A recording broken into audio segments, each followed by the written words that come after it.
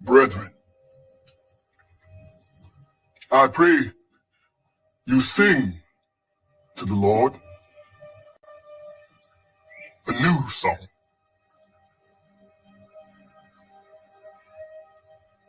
Sing praise in the assembly of the righteous.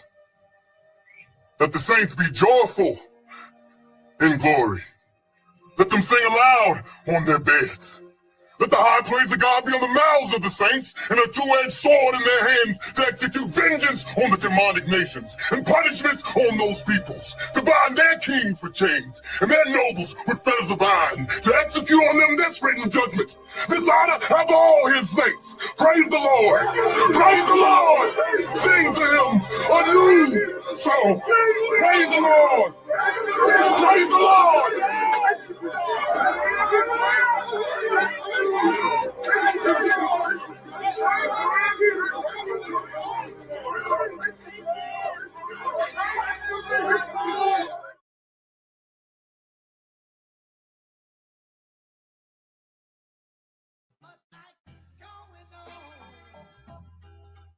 To see all these pains in the world.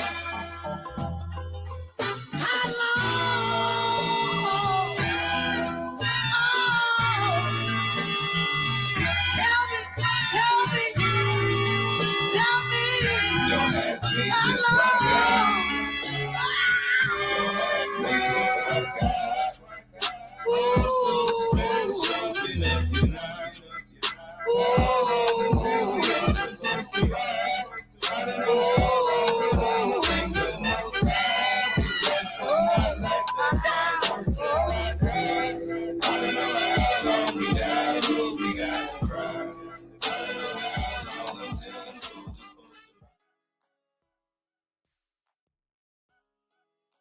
I want to give our praise, honor, and glory to the great and one and only Elohim of Israel. Shalom and blessings to all my brothers and sisters, my kinsmen, according to the flesh, who are Israelites, to whom pertain the adoption, the glory, the covenants, the giving of the law, the service of Elohim, and the promises, whose are the fathers, and of whom is concerning the flesh, our Mashiach came, who is over all Elohim blessed, is the Most High using Ibrahim Traore. That's what we're going to be talking about today. I don't know if I'm pronouncing his last name correctly, but I know that's one of the variations of it. Many are aware of who he is. We're going to look at some of that tonight. And from what we can see, Ibrahim Traore, the president of Burkina Faso, a country in West Africa, the moves that he's making, the things that he's doing is stirring up a lot of people on both ends. You know, particularly we see a lot of our people getting stirred up. I want to get some of y'all thoughts tonight on, you know, what y'all think is happening with the president of Burkina Faso. What's going on, Brother Kadar? What's going on? Shalom, blessings to the Most High, Yah, and for giving us this Messiah, a way to be saved, and to all the 12 tribes of Israel, Negroes scattered abroad, and to you in the chat, the brothers that come on the panel. And I like this topic. I've been looking more into this, and I pray this has a lot to. I pray this have a lot to do with our deliverance, y'all. That's why I pray. According to what we can see, this young guy, he's making moves that's never been made before. From what information I got. Now I ain't gonna say never been made before, because you had other people like Gaddafi, but he really wasn't our people. But you got, you know, other people that made moves and they end up killing them. This brother right here, his life, I mean, they've been trying to kill him since, 2 or 3 years ago. So, Yeah, I pray and hope this is our deliverance.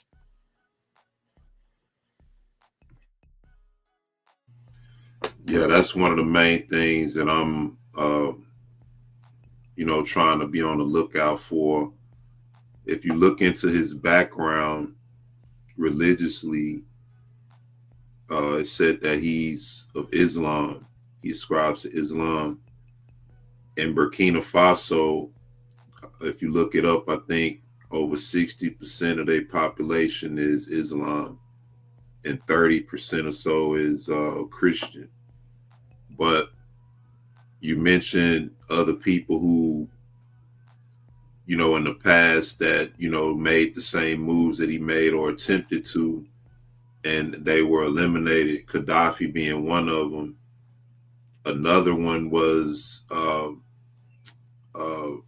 a prime minister by the name of Thomas Sankara.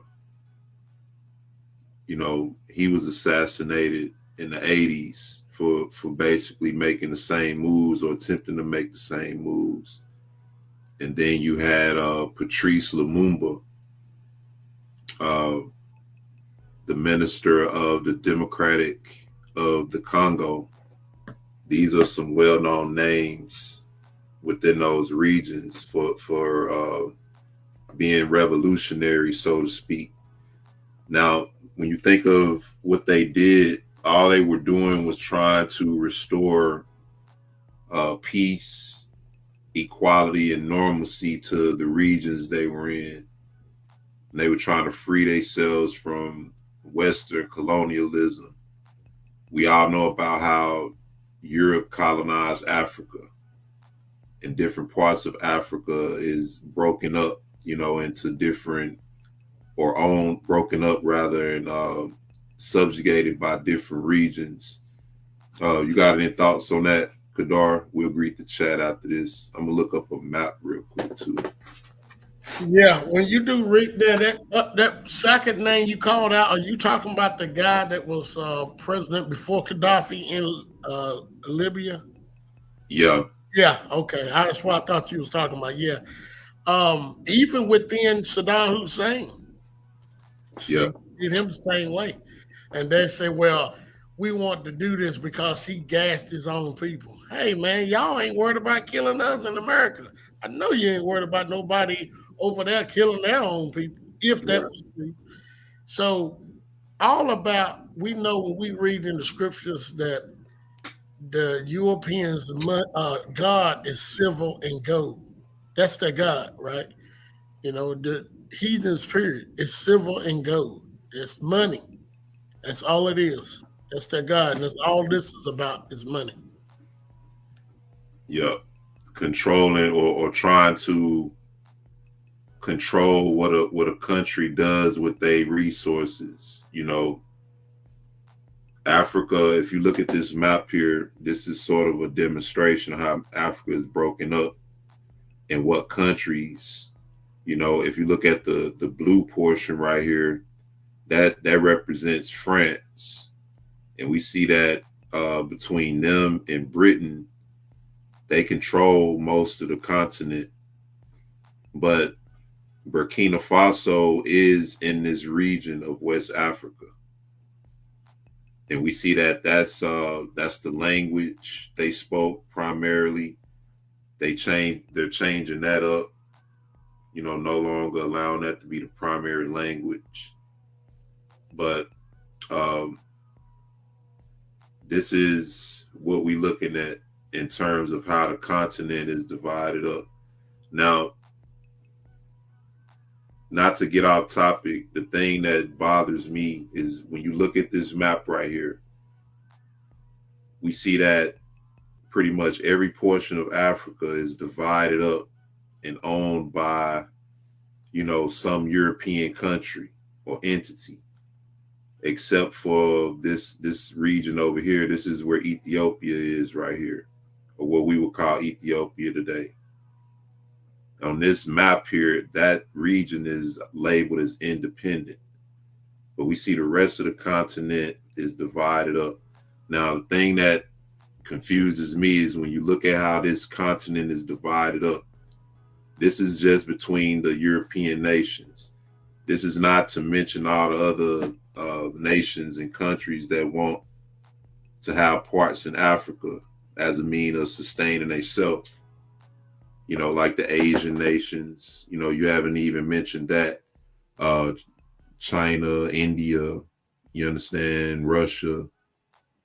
So how could anybody look at this and think that America is the land of promise when we can look at this and see that this is the land that everybody wants a part of?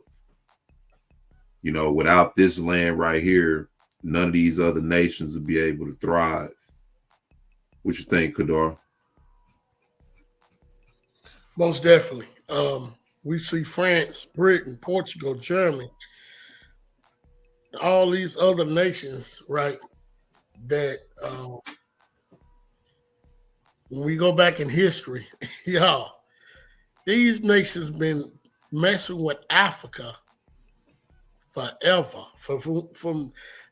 Look, as long as when you go back to the time of, let's go back to the 1400s, right? That's when they start messing with Africa, trying to colonize them. All the way up to this day. And people saying America is the land, the motherland. I mean, you got to be crazy. Ain't nobody coming over here trying to take America. Ain't nobody coming over here trying to do nothing to it. Ain't nobody, man, listen, our people that's claiming to say this is the motherland, when you stay here when the time to go, we'll see. Make sure you find that silver and gold. All Right. the gold, they still find tons and tons and tons and tons of gold in Africa today. You don't find that in America, bro. We wouldn't, well, I ain't gonna say we, the Europeans wouldn't be in Africa and wouldn't be mad at this young prince that's running his country. They wouldn't be mad at him. They wouldn't care less. I wouldn't say that because they're greedy.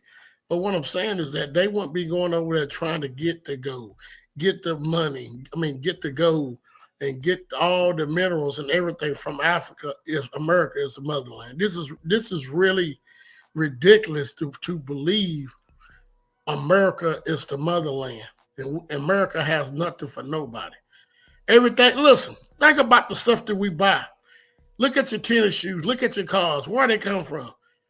Well, you can get like Chevrolets and Fords, I guess you can say American made. But the majority of stuff that we buy is from China, phones for Africa. Everything else is from everywhere else. And all America do is come over there, take Africa's resource and sell their own stuff back to them. This is what they've been doing. Yep.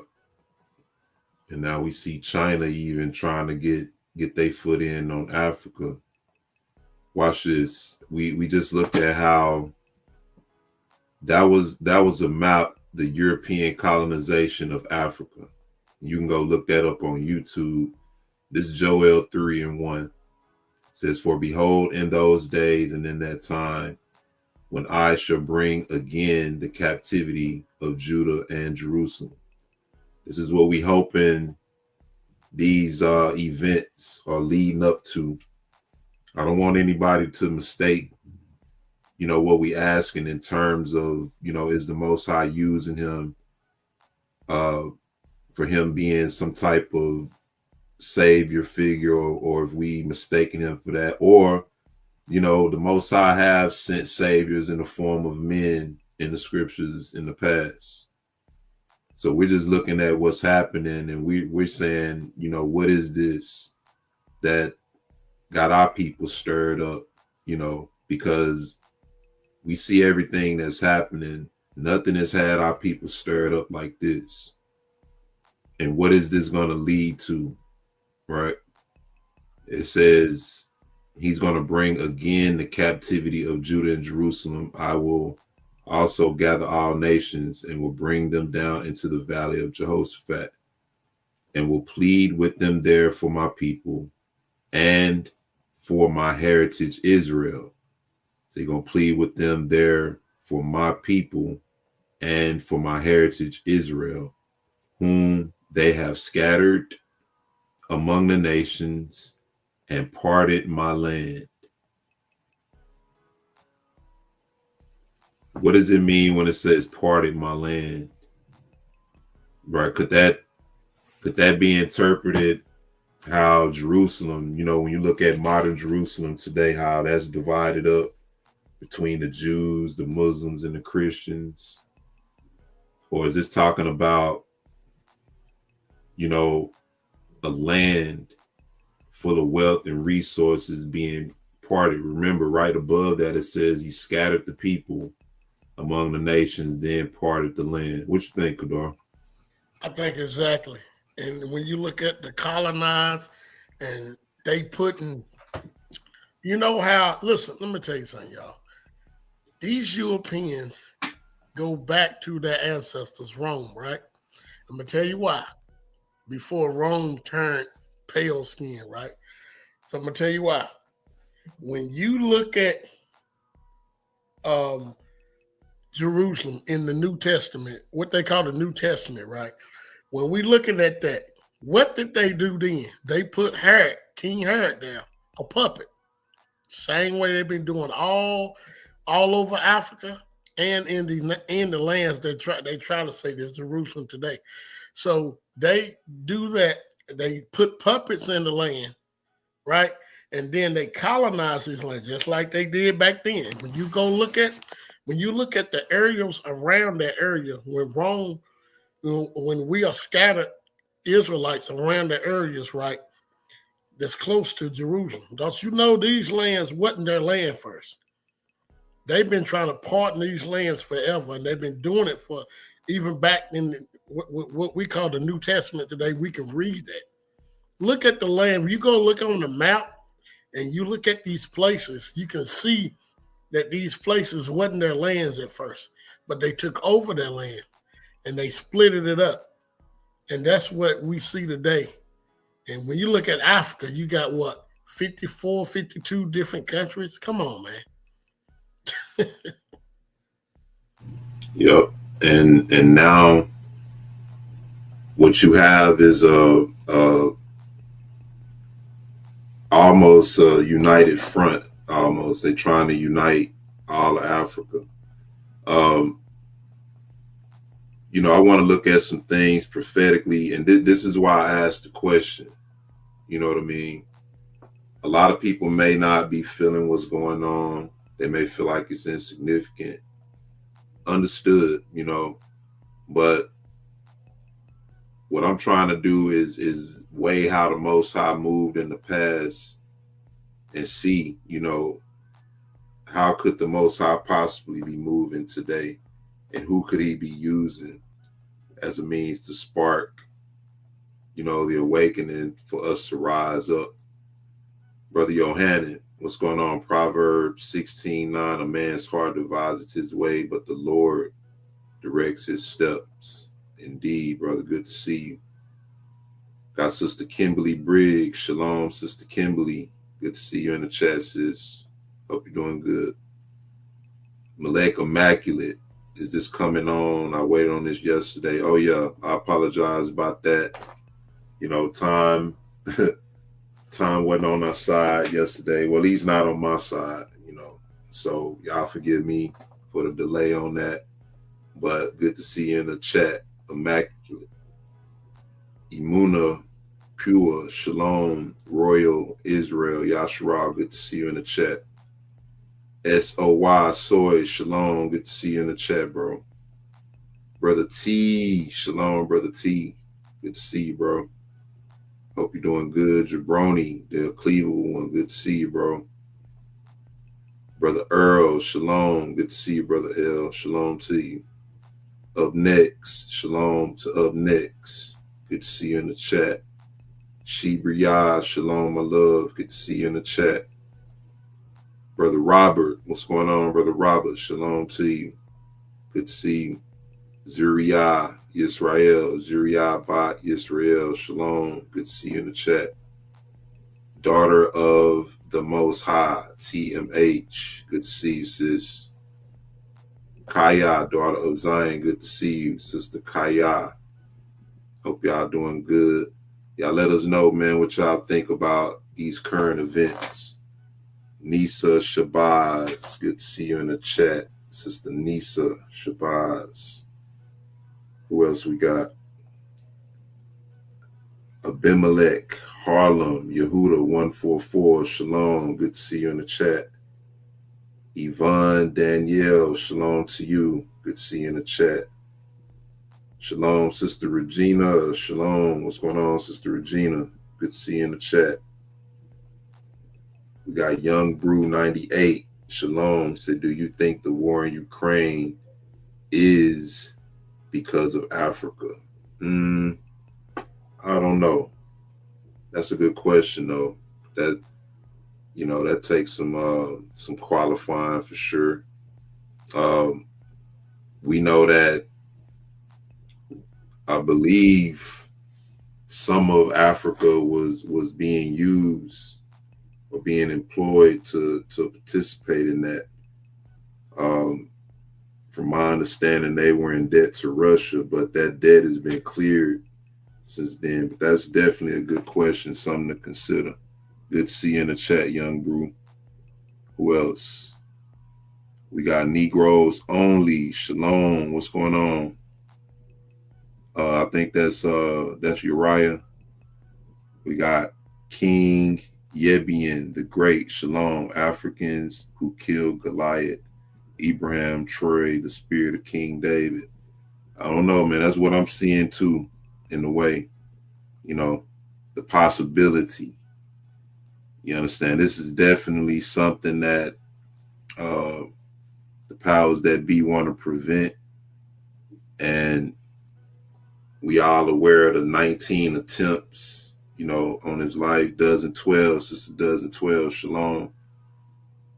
If I missed you in the chat, you know, it wasn't on purpose. You know, we see a lot of new people in the chat, so shalom to everybody. But the possibility is definitely there. You had anything you wanted to show, Kadar, or wanted to get into? I know you got a video want to get into, and yeah, I'm just ready to get into that. I know I sent you something. I don't know if you got it. I sent it to your messenger. Hope you got it. Maybe you can pull it up if you want to. It's about the topic that we're talking about today. So yeah. Okay, let me fire that up. I got a few videos actually, man. I'm just trying to see. Hold on. Yeah, this is a hot topic, y'all. When you look, I'm pretty sure y'all, if you haven't been paying attention to it, you look at it and it's just, you know, wow, his name's Abraham. I mean, you know what I'm saying? Yeah. I don't know. It just, man. And remember, when you look at the four carpenters, y'all, right? I just seen somebody put the four carpenters up there in the chat. I don't know who did them. Somebody put it up.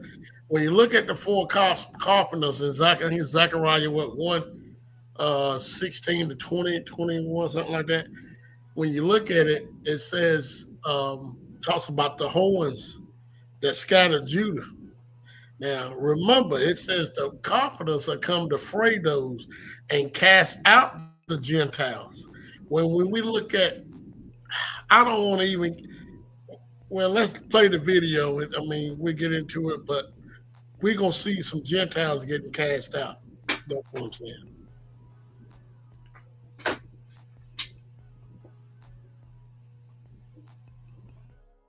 All right, I got a video right here. It's a couple of minutes, it's maybe 2 minutes or so, just kind of giving some backdrop on what's going on, who he is, and the alt that the nations, European nations, have with him, and why they're attacking him and everything, attempting to, you know, take him out and everything like that. Fair use.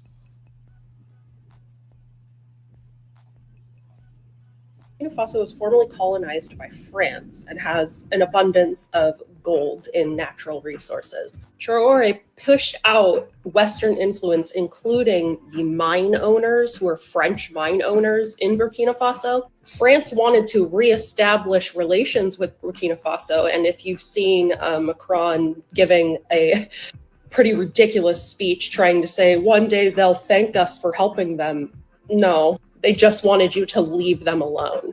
Anyway, Traore said that in order to reestablish relations with France, that France is going to have to return all of the gold that they have stolen from Burkina Faso's mines, and all of this gold that they have is sitting in reserves in France. France is trying to say that that gold is theirs. It comes from mines in France. There are no gold mines in France. So now the US is getting involved.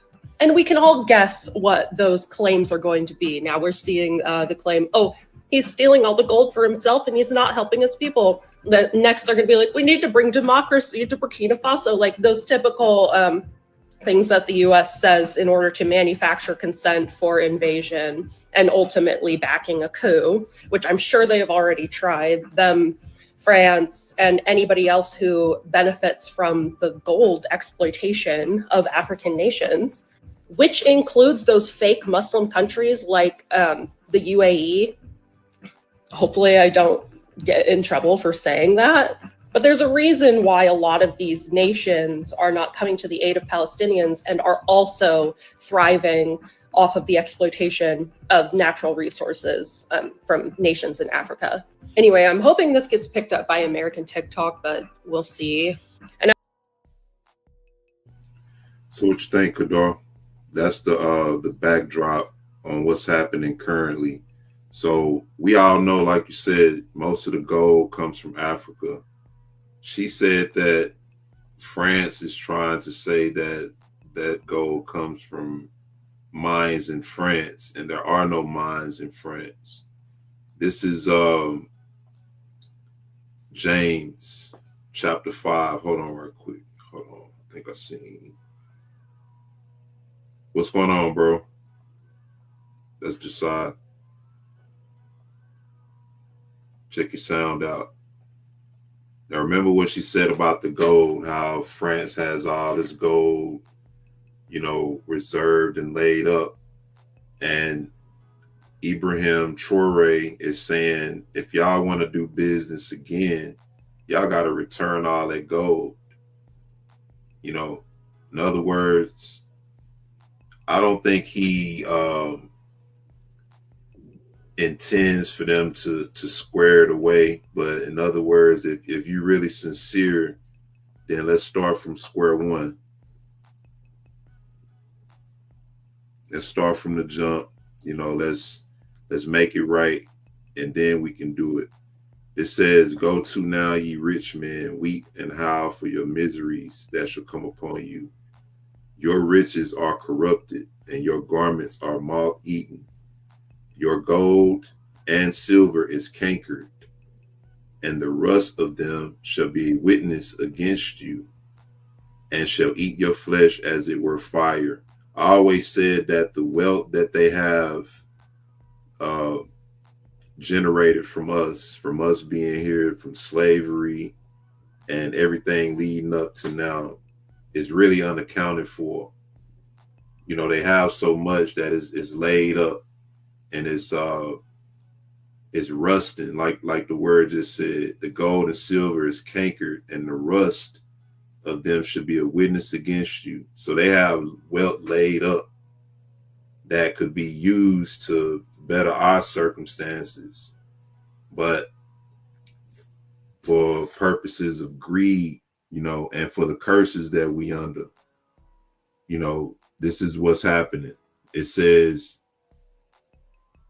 that it should be a witness against you, and shall eat your flesh as it were fire.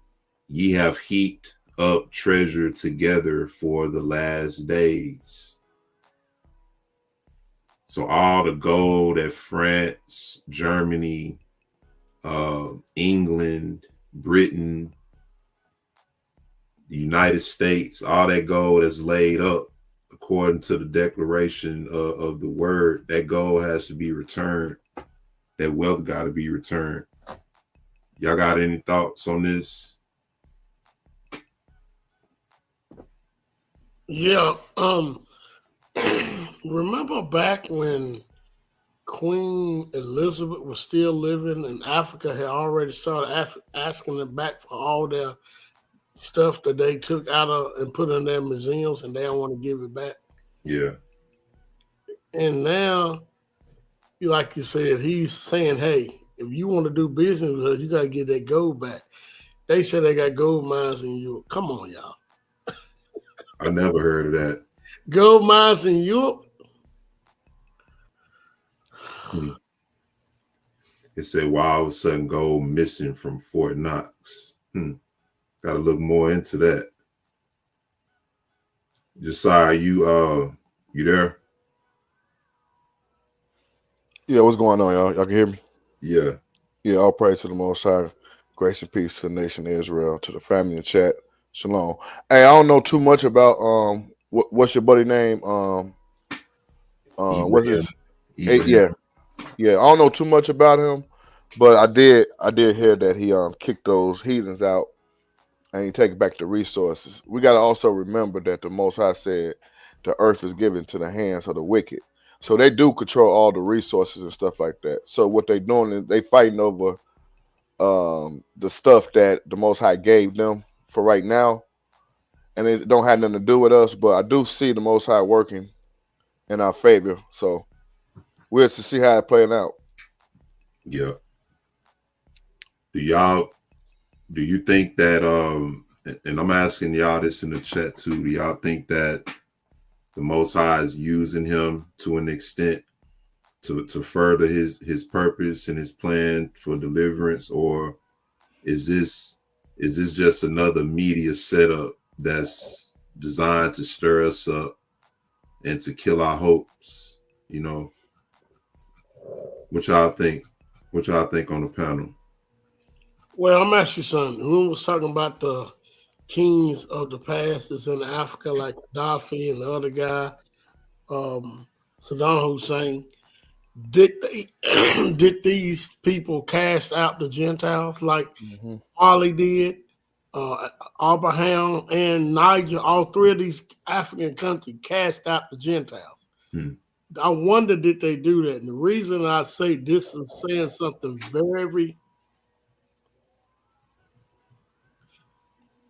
I say this is saying something very. I mean, I think because I think Uri and Zechariah, like I said earlier, yeah, he was gonna cast out the Gentiles, right? The four carpenters, right? And so now we seeing them getting cast out. I do think the Most High is using my man's, because when you look at, all we gotta do is go back in history and see how the Most High dealt with us back in the day. How he used the nations to, rise up against another nation to bring us back home. So the Most High always used nations against nations to fight against each other for our benefit. So this what we're seeing right now ain't nothing new. You see an example of that during the time of the Persians, right? Yeah. He used words like the Most High stirred up the heart of King of Babylon or something like that. He used stuff like that. So the Most High could be stirring up this dude.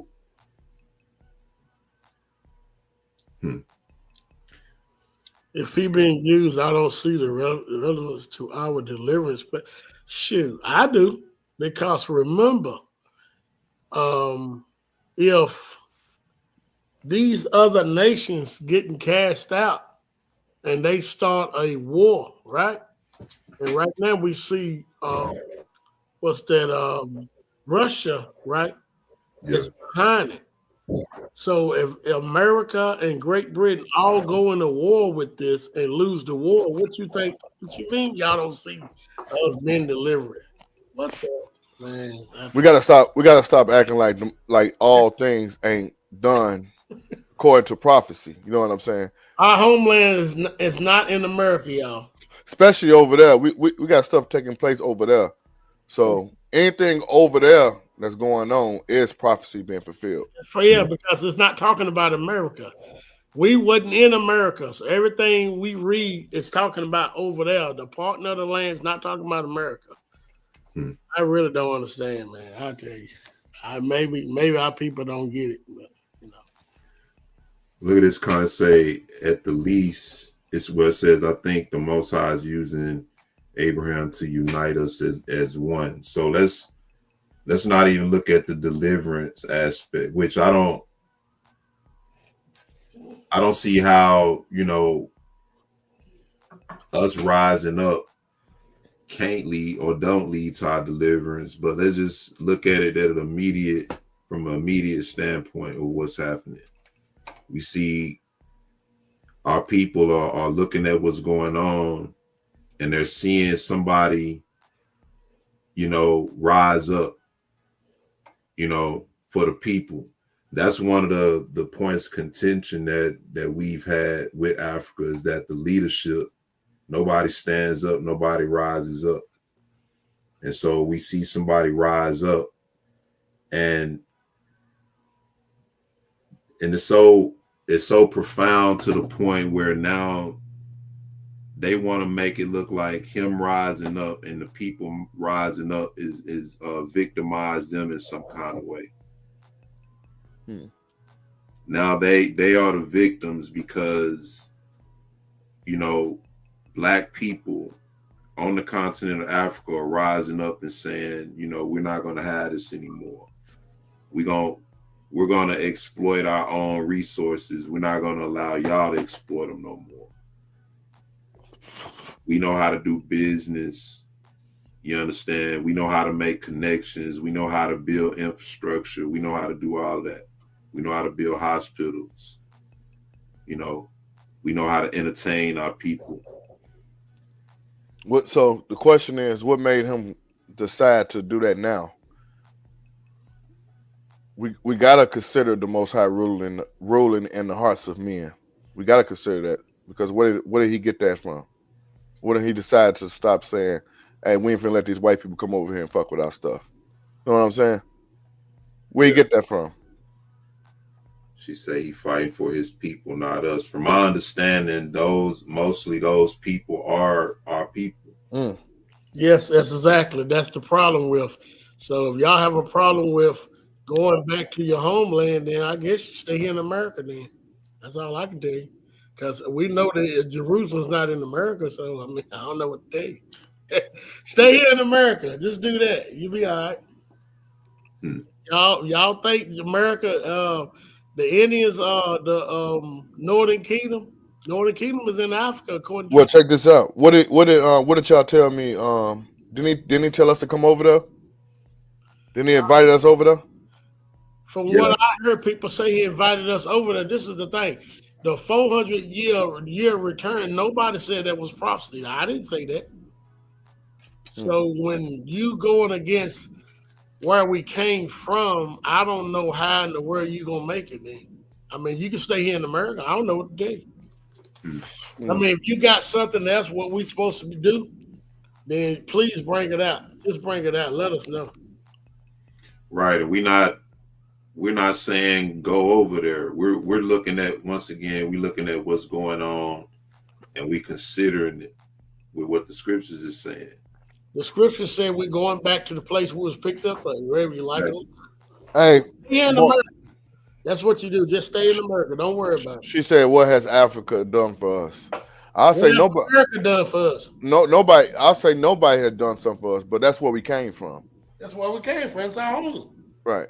You can't go against it. You can't go against that. That's our homeland. And if you say it's not our homeland, then my question would be, where is it then? Yeah. If Africa's not a homeland, where is it then? Because if it ain't in Africa, then where is it? If it ain't in Northeast Africa or whatever, which I think is telling wrong, but I don't know. I wouldn't debate it. I'm gonna tell you like this. They show us Africa on TV, and my whole life when I've been shown Africa as a poor, the slums, they've been trying to paint Africa as this place that we should never return. So they made it look bad on TV and in media and stuff like that. So in my eyes, I think they hiding that that's our land. Yeah, I mean, I noticed that too. I always wondered when you go to a black person and you mention Africa, they get so disgusted. Right. They're ignorant. But then when you look at all these other foreigners, why are they going to Africa? You know, why Chinese people going to Africa? Why people from India going to Africa? And we won't even consider going to visit. And they got mad because they got kicked out of Africa. So what about Africa that everybody got their hand in? What's up us? Everybody going to Africa want to go to Africa, except for we as Negro. Well, you know, I'm not like that. We not like that. But a lot of our people got that. Think they got some other blood in them. I think that's why they want to go against Africa. I think. Yeah, I'm not going against Africa. I know we got Hamites in Africa, and I know the Hamites are Tyree and Zardon sold us. That's not the problem. I'm not going to say I'm going to jump and go to Africa today, but I'm here to tell you, when it's time for us to go, that's why the Most High is going to have us to go. I mean, I don't know what to tell you. Mm-hmm. Hey, I mean, what we supposed to do? We got Abraham, the guy over here, and if this is not what Zechariah, when we go to, is that Zechariah 1 talking about casting out the Gentiles? Why do you think casting out the Gentiles is talking about? It ain't, come on. So she said she's not. No, you're not a Hebrew because you don't want to. No, you're not. If you go against going back to your homeland, which is Africa, I don't know what you are. You can't change your nationality.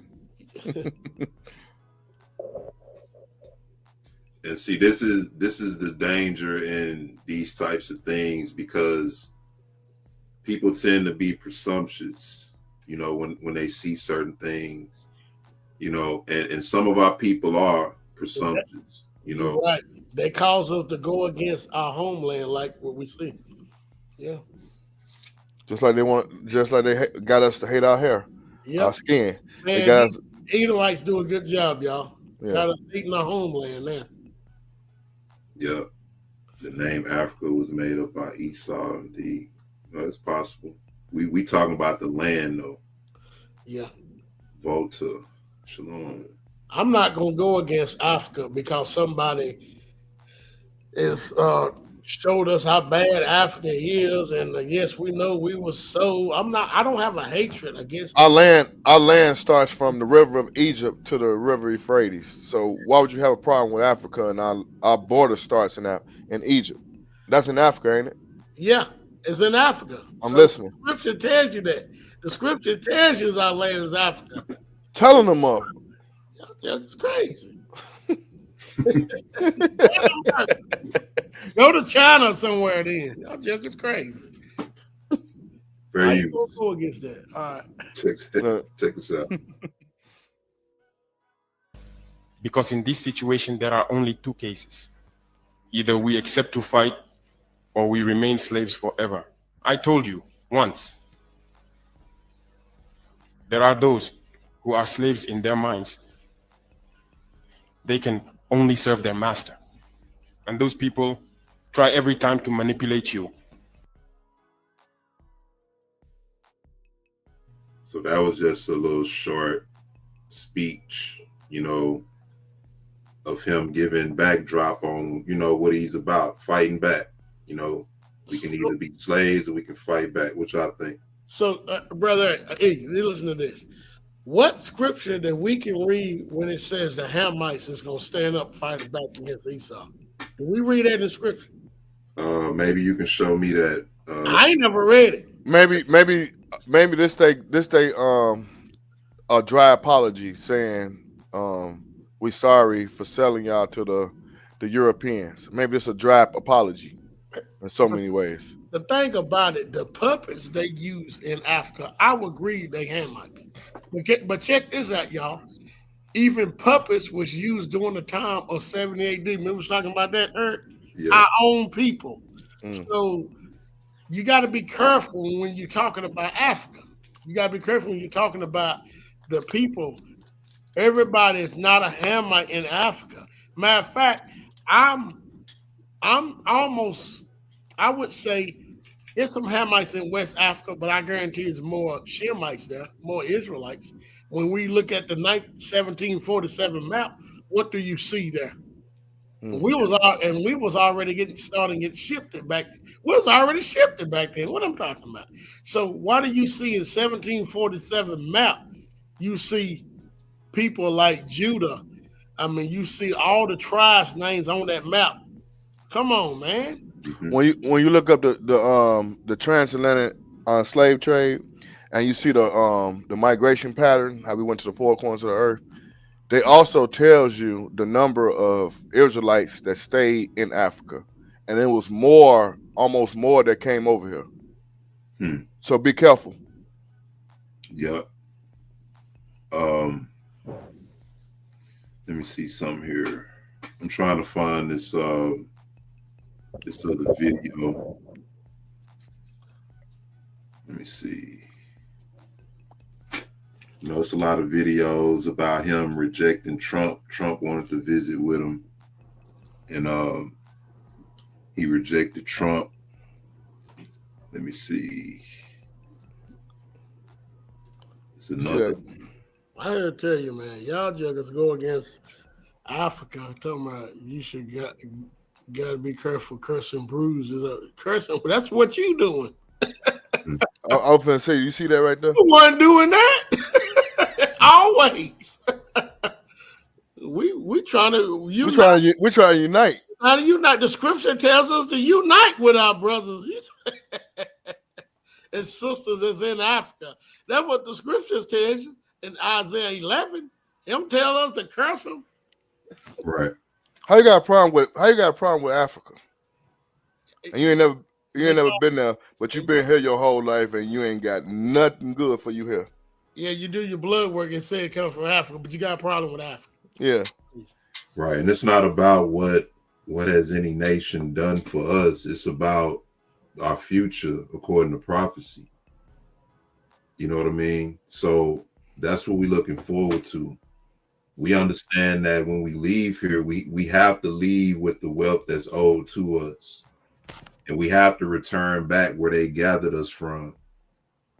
So that's what we're looking forward to. That's, you know. I don't know what else to tell you.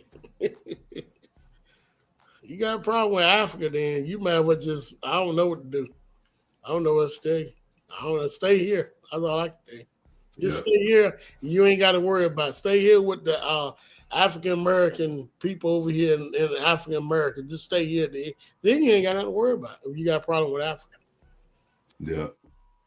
They say all the negatives we've learned about so-called Africa, including them selling us to Esau, we learned from Esau. Yep. I mean, Esau done a lot to cushion themselves, you know, and all of this. And if you want to say black soul blacks, well, if you look at Africa now, the Most High said he was going to deal with them. Just read Joel 3. The recompense that he talked about. So Africa is dealing with what they dealing with. Mm-hmm. We just showed you the map that's, you know, showing how they're subjugated and subjected to whose kingdom is in rulership in these last days. It's Esau, Europe, Great Britain. America is the corporation of Great Britain. Oh, I like that. You're right. I like that. That's all it is. Corporation. We're not fighting against our brothers in Africa. Because guess what? The same people that's well, I just say this: America ain't nothing but Great Britain. Same white people. Same people. Same people. Look at his real life comment, brother. What's that? Look, Africa could not help. That's right. They was colonized. They barely helped themselves. Right. It's about prophecy being fulfilled. Yeah. It's all about prophecy. We ain't thinking about all that other stuff. Fair use. Because now you got an agenda. Captain Ibrahim Traore came to power through a military coup, becoming Africa's youngest head of state. But leadership hasn't come easy. His time at the top has been marked by growing unrest, coups, and deadly plots to eliminate him. They've tried to kill him 19 times by gunshot, coups, and explosives. But he's still standing. But now the question is, who wants Burkina Faso's president dead? And why hasn't anyone succeeded? Let's dive in. Burkina Faso's President Ibrahim Traore has survived not one, not two, but 19 assassination attempts since seizing power in 2022. All this attacks came from within and beyond. In October 2024, the most brazen attempt yet occurred. Armed assailants infiltrated the presidential residence in Ouagadougou. A fierce gun battle broke out. 2 attackers were killed. Several others were captured. Traore escaped unharmed, yet again. Who's behind these attacks? Some say internal military dissent. Others point to foreign meddling. Several arrested suspects were linked to former regimes, and some had foreign ties. Traore has also survived multiple coup attempts. In September 2023 and January 2024, the government foiled plots by military insiders and civilians. Some were reportedly funded by outside forces. In a nation fighting extremists, corruption, and instability, Traore remains defiant. But with growing pressure and enemies on all sides, the question is not how long he can survive, but who will try next. Subscribe. Here you go, right here, Kadar. Esau is the Saudi. Where these people be coming from, man? There you go. Where y'all get these people from? Show us some scripture that the Esau is the Saudis. The Saudis. Saudis. Show us. Yeah, I'm gonna tell you something about Israelites. Y'all notice when we talk about Russia as part of the 4 continents, nobody go against that. Now we're talking about a man that look like similar to us, it's probably our people. Then everybody want to go against it. Yeah. That's crazy. Talk about the white man, y'all like that. Oh yeah, Russia part of the four continents. As soon as you're talking about somebody which our people, then you go against it. Man, get out of here. I think we have some Israelites that's messed up, man, in the head. Well, at least he didn't say Esau mixed with everybody. Yeah, he says Saudis, I guess. I'll take that over Esau mixed with everybody. Sister Samia Indigenous say, I'm hearing you can get to Africa through the Grand Canyon. I heard that too, but my thing is, what part of Africa? You know, you're right, brother T. White. Yeah, what part of white savior complex? Yeah, I remember we did a show on the 4 continents, and Russia was one of them. Not one person went against that.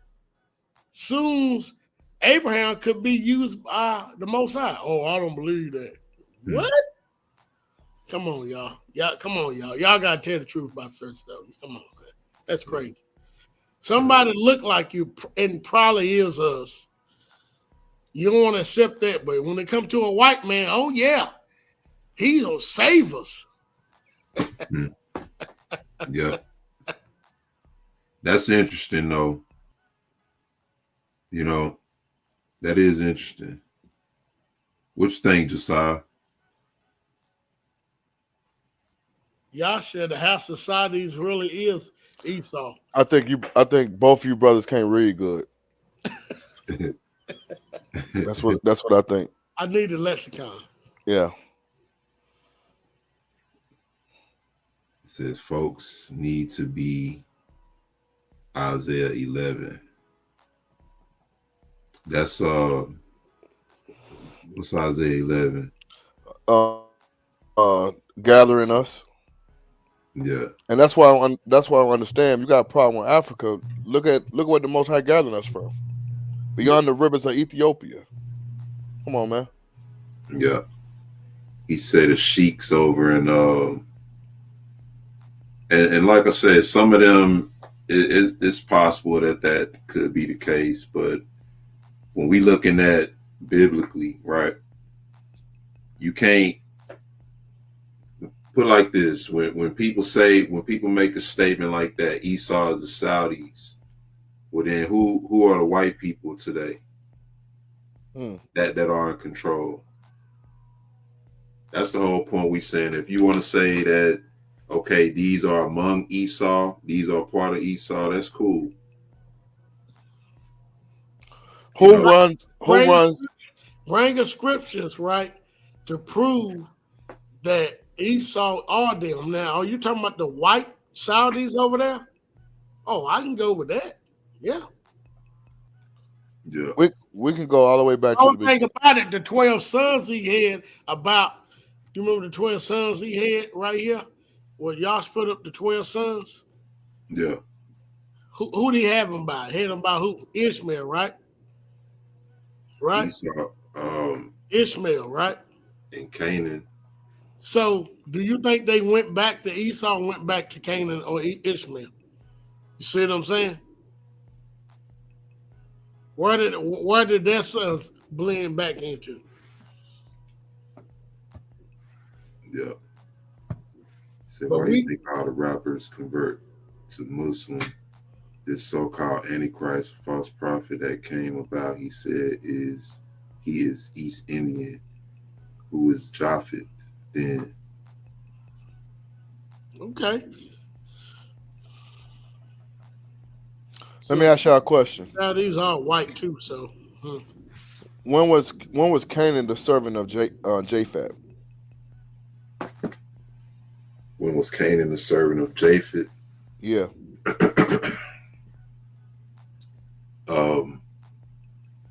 I don't know, didn't they serve Esau, the Canaanites? But that's not Japheth. That's not Japheth, yeah. Or is it Japheth? Because Esau and Shittim is one. But that was prior to that. Right. Say we think we beefing with Africa and we beefing with each other. Yeah, that's all it is. All it is a worldwide beef with Negroes, you know, and it's on every level. You can't even go to certain neighborhoods as a Negro if you ain't from there here in America and be accepted or seen as one, you know, because you ain't from here. So what do you call? Same people, same bloodline, same ethnicity, everything, but because you ain't from this zip code, you're not welcome here. You are a stranger. Yeah, you outsider, a stranger, a Gentile.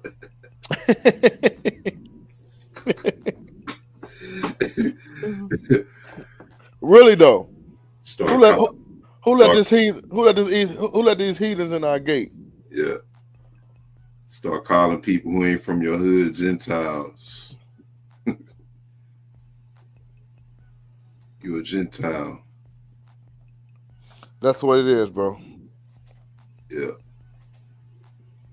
It say all skin ain't kin. Yeah, it is. It's phenotype. What's up, brother Yash? Yashadet. What's up? Shalom, shalom. Oh, wait. Josiah said, when was them Canaanites? I said, many of them enslaved to Japhet. I said that's many of them coon African leaders. That's what this brother was tired of. Thank you. I believe Hey, raised him up.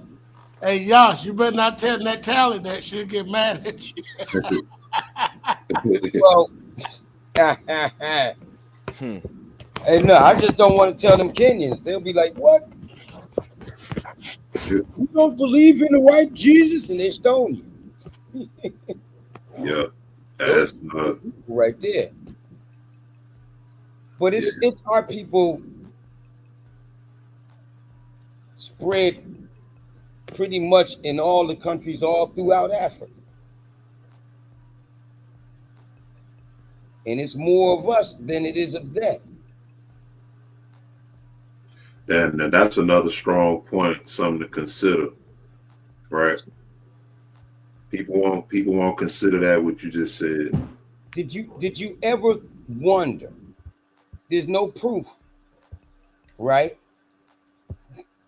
And there's no prophecy. But, and I know Ephraim is in Africa, the 10 tribes. I know that. That's really what Africa name is. But not the, I know everybody do the Akabulan and all that other stuff, but Ephraim from Josephus and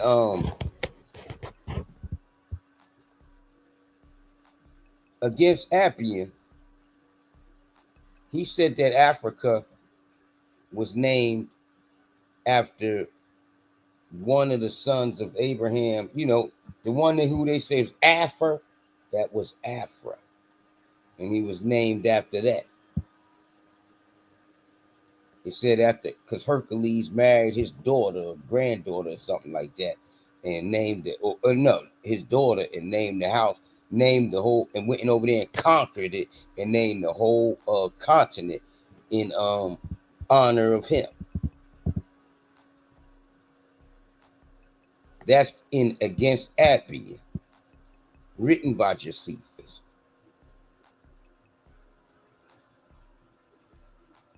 And every time when I hear Ibrahim Traore speak, and I've been listening to him for a while, he always talk about how his people were slaves.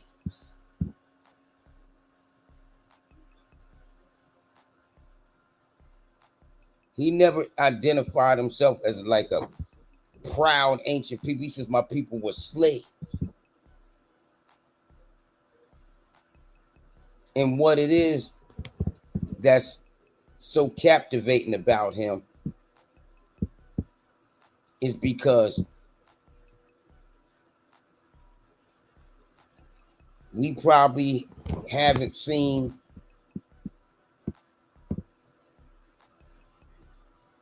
a king like him who had such a love for their people since the days of Hezekiah.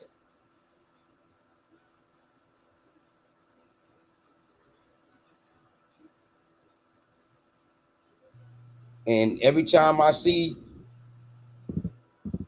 another attack on, even before that, every time I see what he's doing, man, because he's out there, for his people, the people. Kicked out all these foreigners who were stealing from their people and took all that money and started providing for them.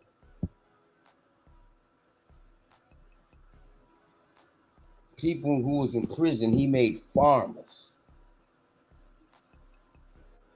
Built fish farms and all kinds of fields and factories and, all for his people. He had a heart for his people.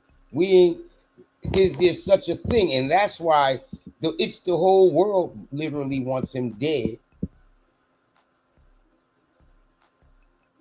because none of these rulers ever could match up to anything like that. They're out there to take from their people.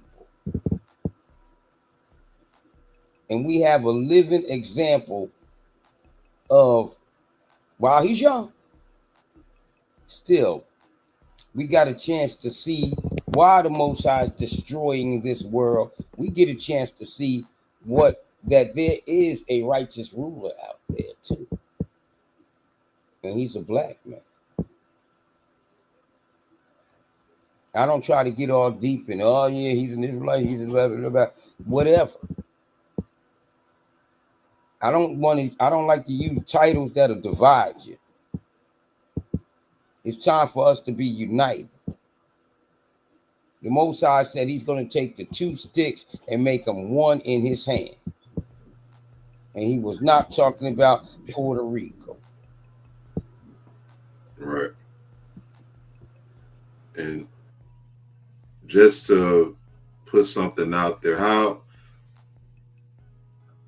for people who doubt that this is, the Most High moving to an extent, how do you see it happening in your mind, the awakening, or us coming together? Once again, we looking at this thing just like everybody. And I'm seeing a whole different trajectory, man, especially with our people. We have a connection with the people in those regions of West Africa.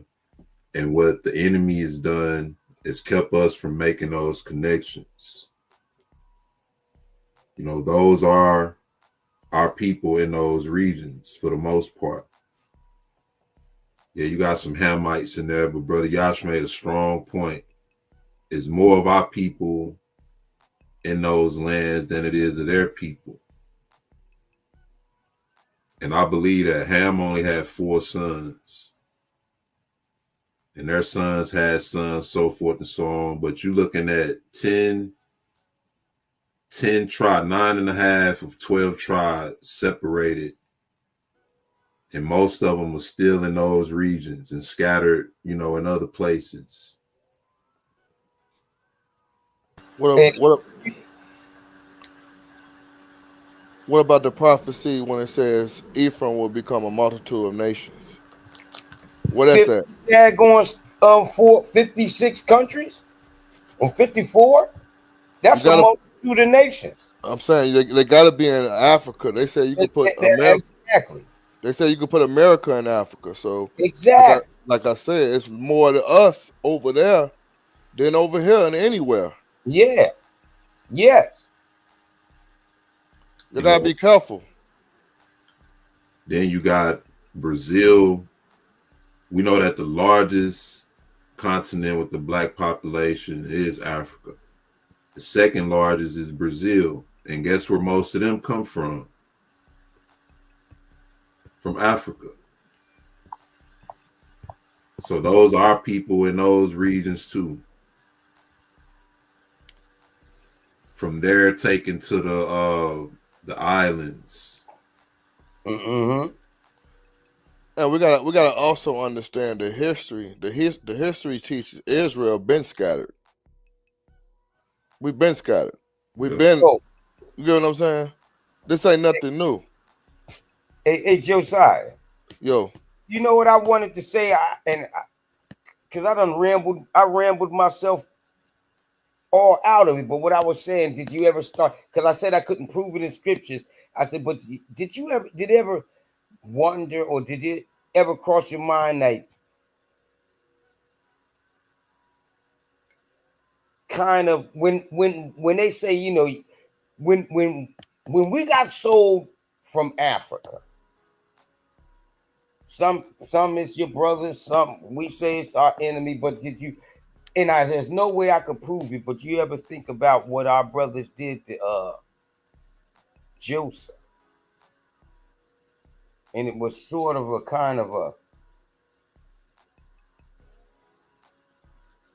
divine karma. I mean, you reaping what we sowed. Even in that, it's like we already did it with the Messiah. We done killed all the prophets, and even it just only adds on to the fact that we deserve what we got. But now that we coming out,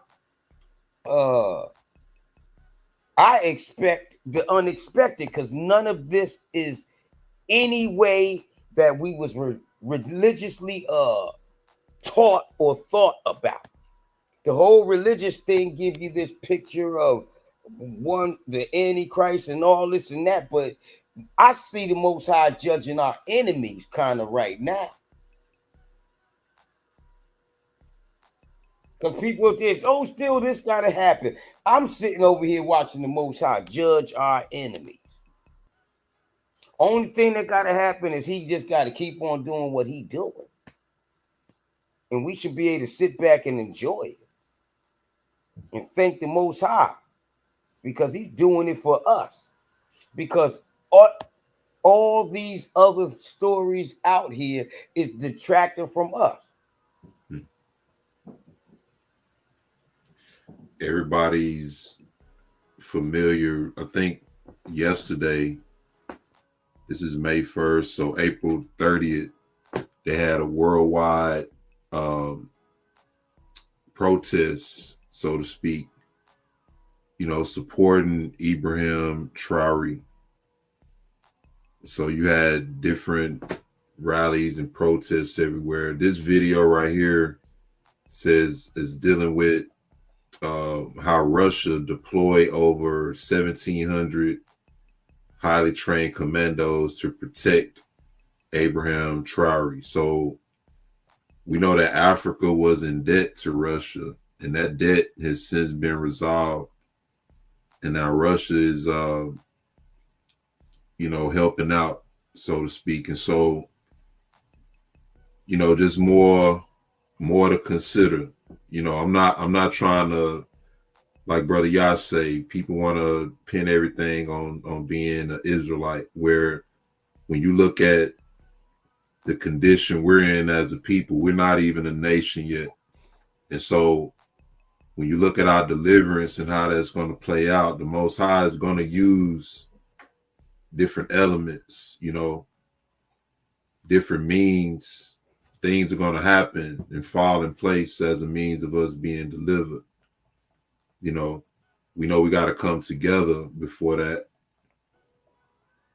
And so when you see what's happening now, you see that the nations hate the unity that they see our people having because of this. You think our people having unity because of this? I do. I think a lot of our people are starting to see. You seen something? Like have you been like proof? Like you can prove that? Like you've been seeing stuff, like our people been coming together a little bit after this?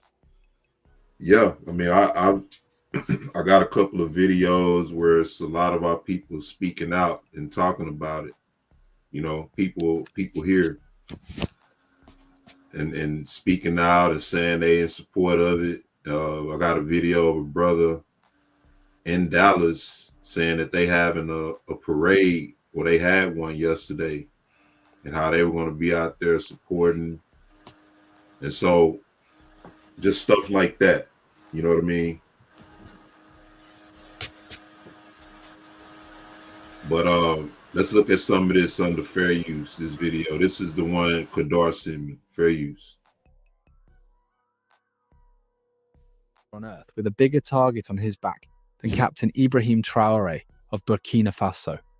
But it's not because he's cruel or ruthless, it's because he refuses to bow down.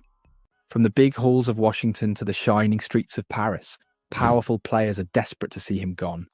Even within his own borders, whispers of betrayal swirl. Political elites and hidden enemies quietly plotting behind closed doors. Let me ask y'all another question before we continue.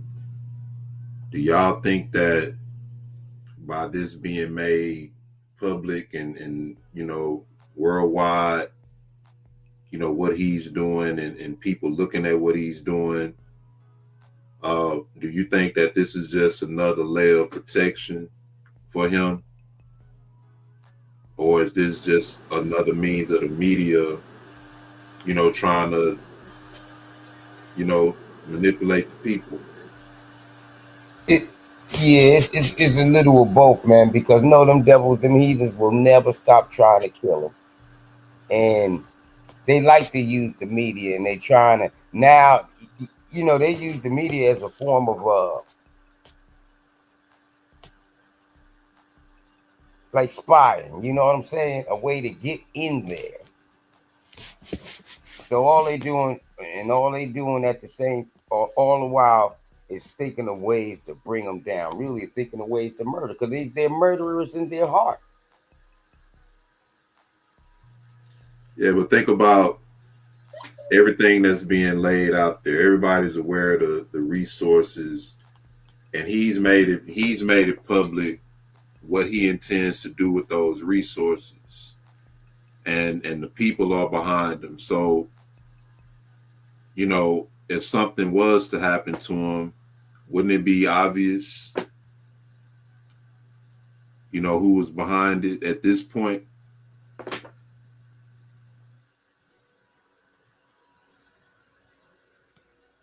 And it is obvious. These see, because they ain't even trying to hide. They ain't trying to hide nothing. But all I say is, you know, it's like I pray for that man, and I've never, ever, ever, ever prayed for a world leader. If I did, it wasn't sincere. It don't count because it wasn't sincere. But I pray for this brother. I don't know what it is, but it is something special about him. Because when he came in there, he's the one who began the unite, you know, with Niger and Mali. And they formed the little Sahel. And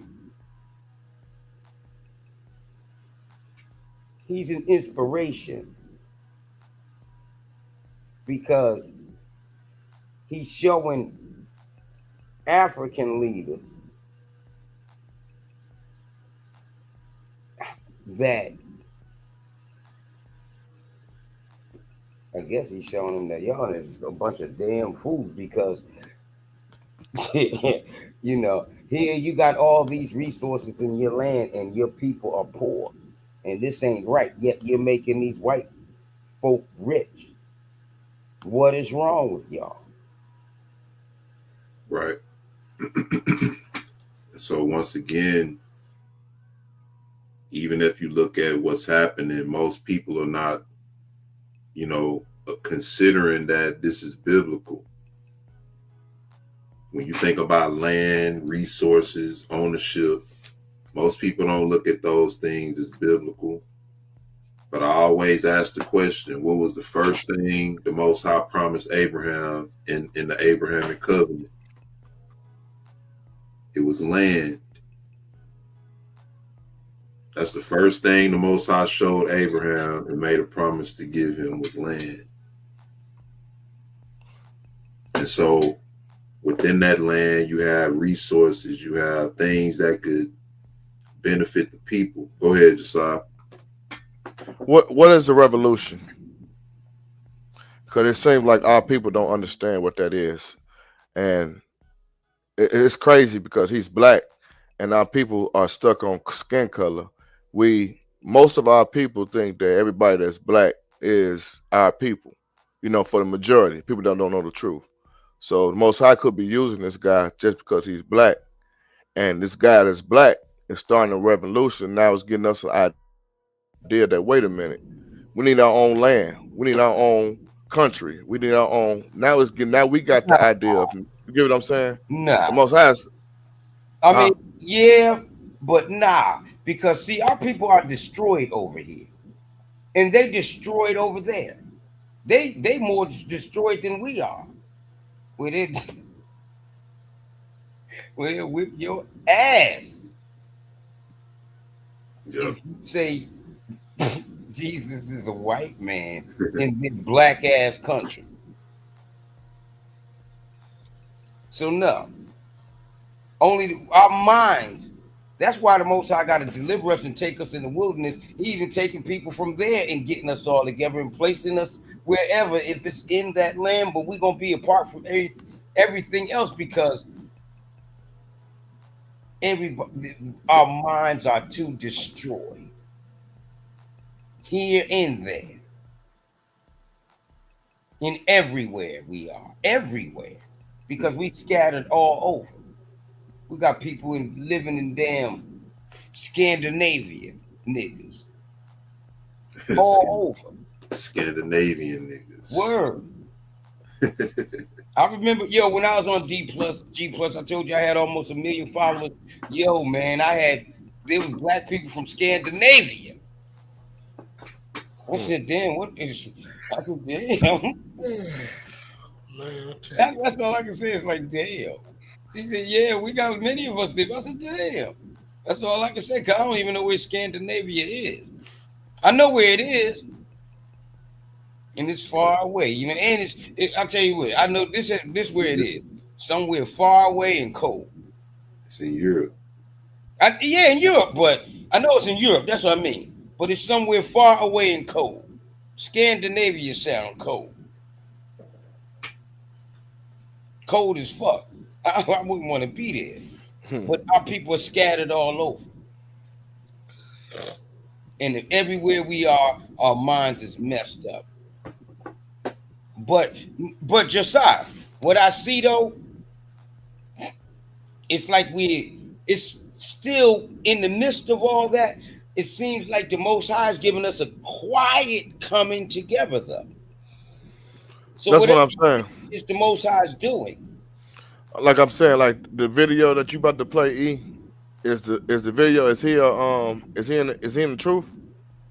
No, but what does it matter? This video. No, I'm talking about. You said you got some videos that can prove. I mean, that can show you that our people coming together because of what he's doing, right? Nah, these is normal brothers and sisters. Not in the truth, right? Nah. Right. So a normal brother in the truth look at a brother like him. You know, he dumb. A normal brother like, you know what I'm saying, not in the truth, he dumb. Yeah. So he look at a brother like this, like, wait a minute. That's my brother. He let me stand up. No, so let me pump my chest a little bit. That's what I mean.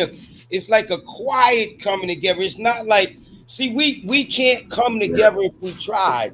But I see at the same time, it's like the Most High is doing it. He's doing it. Right.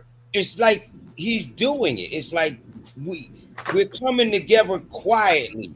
I don't even know how to explain it. That's what I'm saying. It's these events are subtle, right? And at the same time, you can't forget what's happening over here at the same time, right? You got the incident, the trial with the young brother who ended up taking out the white dude who attacked him. You know, you got that going on. They made that nationwide. And so now you got a lot of our people who standing up and saying, you know, this young brother was defending himself, but still you got those conservatives who jump to the same conclusions the media led with concerning this young brother. The same typical conclusions that they come to when it comes to a young black male. That's what they did with him. So you got all this energy going on over here, right? A young brother trying to seek justice, while at the same time we see another brother across the water rising up and raising up a nation, going through the same thing, you know. But we see progress on his end, and we see progress happening here too, even with that particular case. Now a lot of people saying the young brother might get acquitted.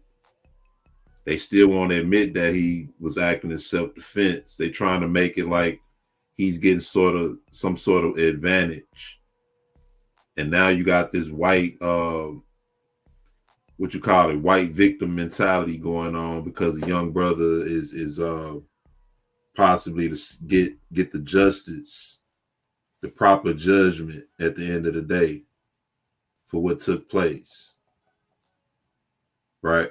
The same spirit is translating across the waters. We see the U.S. is trying to play the victim, you know, in this situation. Oh, he's trying to use all the gold for himself. So what? Right? What are you trying to use it for? Yeah, and if he is, what is it to you? You know? So just you know, making a connection. Kadar, you there still? They've been kind of quiet.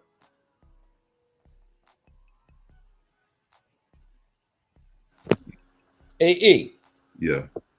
But did you see that? I seen a video where the next day That general apologized. The black one. Yeah, he said, man, he didn't know that Ibrahim Traore was such a great man, an honest man, and he was doing so much for his people. And he said he read up on him and he studied, and I believe that because you got to read up and study on who you're gonna kill so you can know. I don't know. It's just how sick they are. Yeah.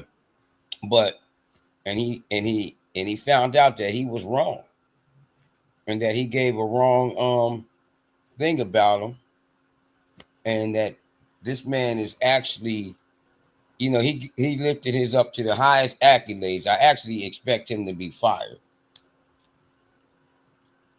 And said, please accept my humblest apology. I was like, damn. I was like, wow. I like to see that. It's out there. But, See, I forget his name, General, whatever his name was. Yeah. General Cooney, he apologizes to Ibrahim Traore for trying to kill him. I guess. Fair use. Y'all got anything else? Play some more of this. Fair use. Some African presidents aren't too happy with him either. Why? Because Traore isn't playing the old game. He's not following the script where outside powers pull the strings. Instead, he's tearing up the old rules, putting his country's future ahead of everyone else's interests. And for that, they see him as dangerous. They don't want to debate him. They don't want to negotiate with him. They want him gone. Fast, by any means. But Traore isn't just sitting around waiting for the next punch. He's beefing up his defences, quietly building a new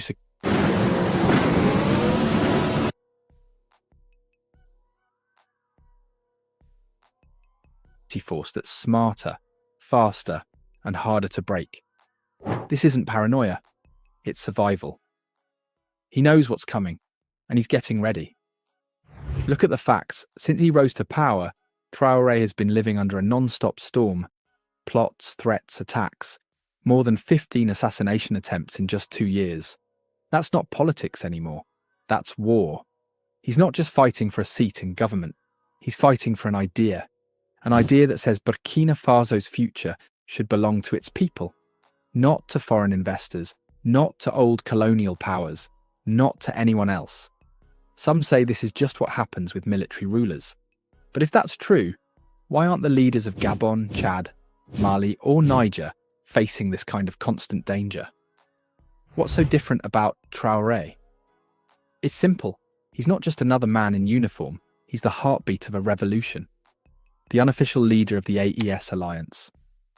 The spark behind a movement that's waking people up. It all really started when Captain Ibrahim Traore made a bold announcement. The Sahel wasn't just changing, it was waking up. At the Russia-Africa summit, he didn't just speak. He lit a fire. His energy, his bold dreams, his fearless attitude. It was like a rallying cry. Suddenly, people across Africa and beyond were paying attention. They didn't just see a president, they saw a movement.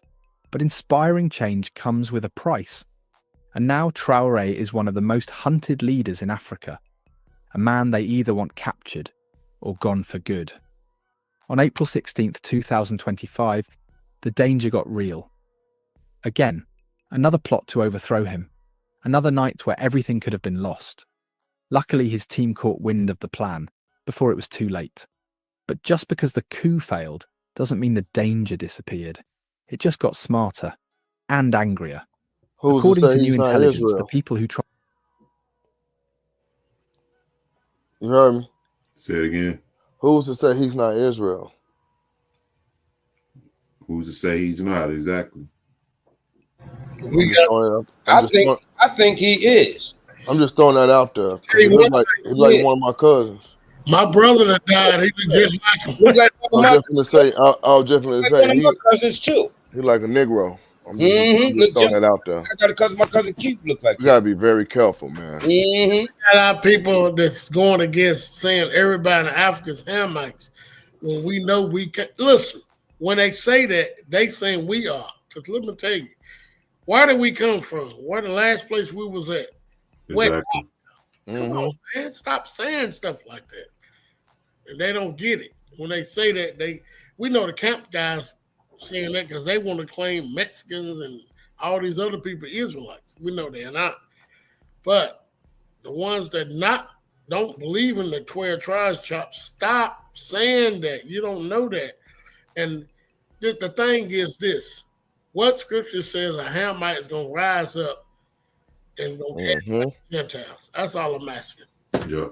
Well, and that's a good question. It said our people will rise up in these last days. That's interesting. You ask who's to say he's not an Israelite. That's been one of the prevailing thoughts I've been having. You know, I don't have a doubt that that's not a possibility, or that he's not, rather, you know.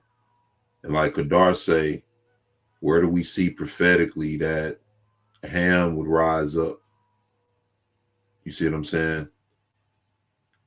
He's the same president. He's trying to unite with these other nations, but the leaders of the other nations not in alignment. Fair use. Tried to bring him down aren't giving up. They're already making plans for another strike, and they're aiming to hit before June 2025. Where did the plotters go after their plan crumbled? Not underground, not hiding in secret bunkers.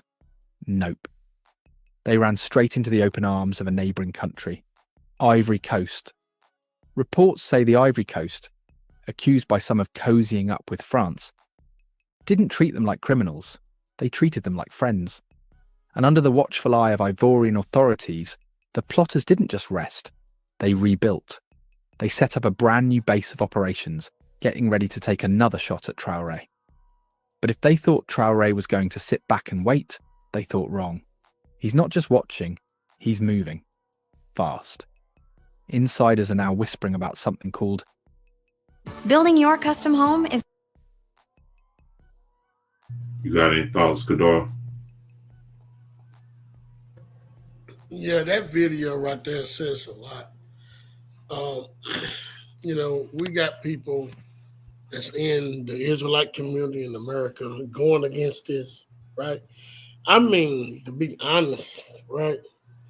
When we look at what the Most High did with Ham, with Egypt, which is Hamites too, with the nations of Ham, we see what he already did to them, right? Yeah. So if this guy was a Hamite, right, look what he's doing. He's casting out, you know, the Gentiles out of his country. If y'all don't see that being a good thing, you got him, Molly, and not. Listen, we come from Niger. This is, I'm telling you, man, this stuff is gets on my. When you do the research to do your blood work, we come from Niger. We come from these countries, Mali. We come from these countries. So why in the world would you have a negative action towards this? This is something that we should be praising the Most High for. Because in Zechariah, it says they would cast out the Gentiles. Now, can y'all find now anybody that's in this truth? It's not talking about no America. It's talking about where it was at, man. Golly, why they good gracious. This is easy history, man. Come on, man. Yeah, and history and the Bible proves that Jews fled into Africa. Millions of them. Millions. Yeah. So, what were we really talking about? I mean, it's only a wonder why people don't see that the book is centered around those regions for the most part. But here's another video. Ibrahim Traore said no to Trump, Saudi Arabia, and France. You know, from my understanding, Trump wanted to meet with him. He wasn't having it. Fair use. Trump invited Captain Ibrahim Traore to come to the US and have a meeting with him. He said no. Not only that, he said no. He said, and I quote, "No, I'm busy building my country." Elite. And Trump got mad. He said that was disrespectful and he was going to put sanctions on Burkina Faso. Yo, this dude is the man. This dude is the man. Saudi Arabia approached him. They wanted to build 200 mosques in Burkina Faso. He said, and I quote, he said, "No, our people can pray anywhere. If the people in Gaza can still pray while they're getting bombed, our people in Burkina Faso can also pray. We don't need mosques." He said, "We do not need mosques. We need schools, we need hospitals, we need companies, we need businesses, we need industries." You apply to this amazing job. Hey, what he meant when he said if the people in Gaza can pray while they getting bumped? What do you mean by that? It's talking about how they where's that Wailing Wall at? That's in Jerusalem, but yeah, in on the Gaza Strip, yeah. In other words, hell no. That's what he meant. Hell no. Shit. That's what I take no from mosques just getting blown up. Get out of here. He said over 200 mosques. He told Trump, he said, "I'm too busy making Burkina Faso great again." Look, if you look at that from a religious sense, right? Trump wanted to meet with him. The Muslims want to meet with him. That's like him turning down both religions, both conquest religions that oppress our people. Even though he said to be Muslim. Right. You know, you got they saying basically let us build our institutions in your land. And he turned them down. What y'all think about that? Yep.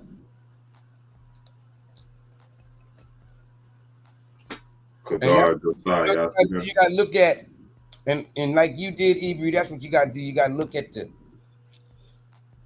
the symbolic nature of the way things are happening. Yeah.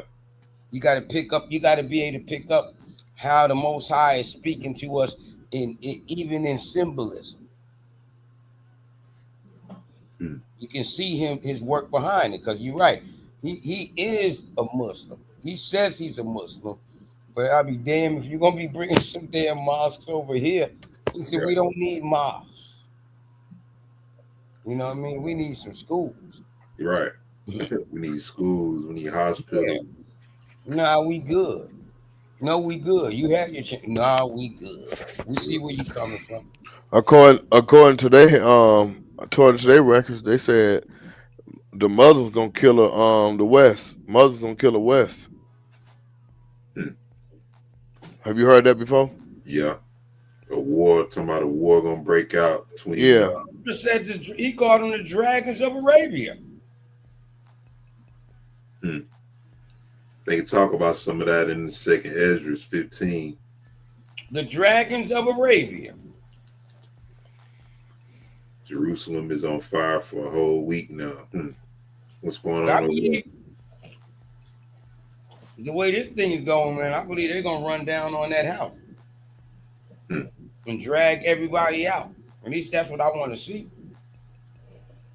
Trump is irrelevant. Drag everybody out there and just beat them down like they did Muammar Gaddafi. Say anyone in the chat in Africa right now, so let us know in the chat. What's on you? What you think, Kadar? You know what this remind me of? When you look at, if I'm not mistaken, it might be in Kings, when Hezekiah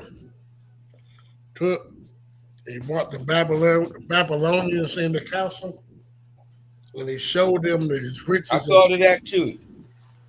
Yeah, Abraham did a smart move. He didn't do what Hezekiah did.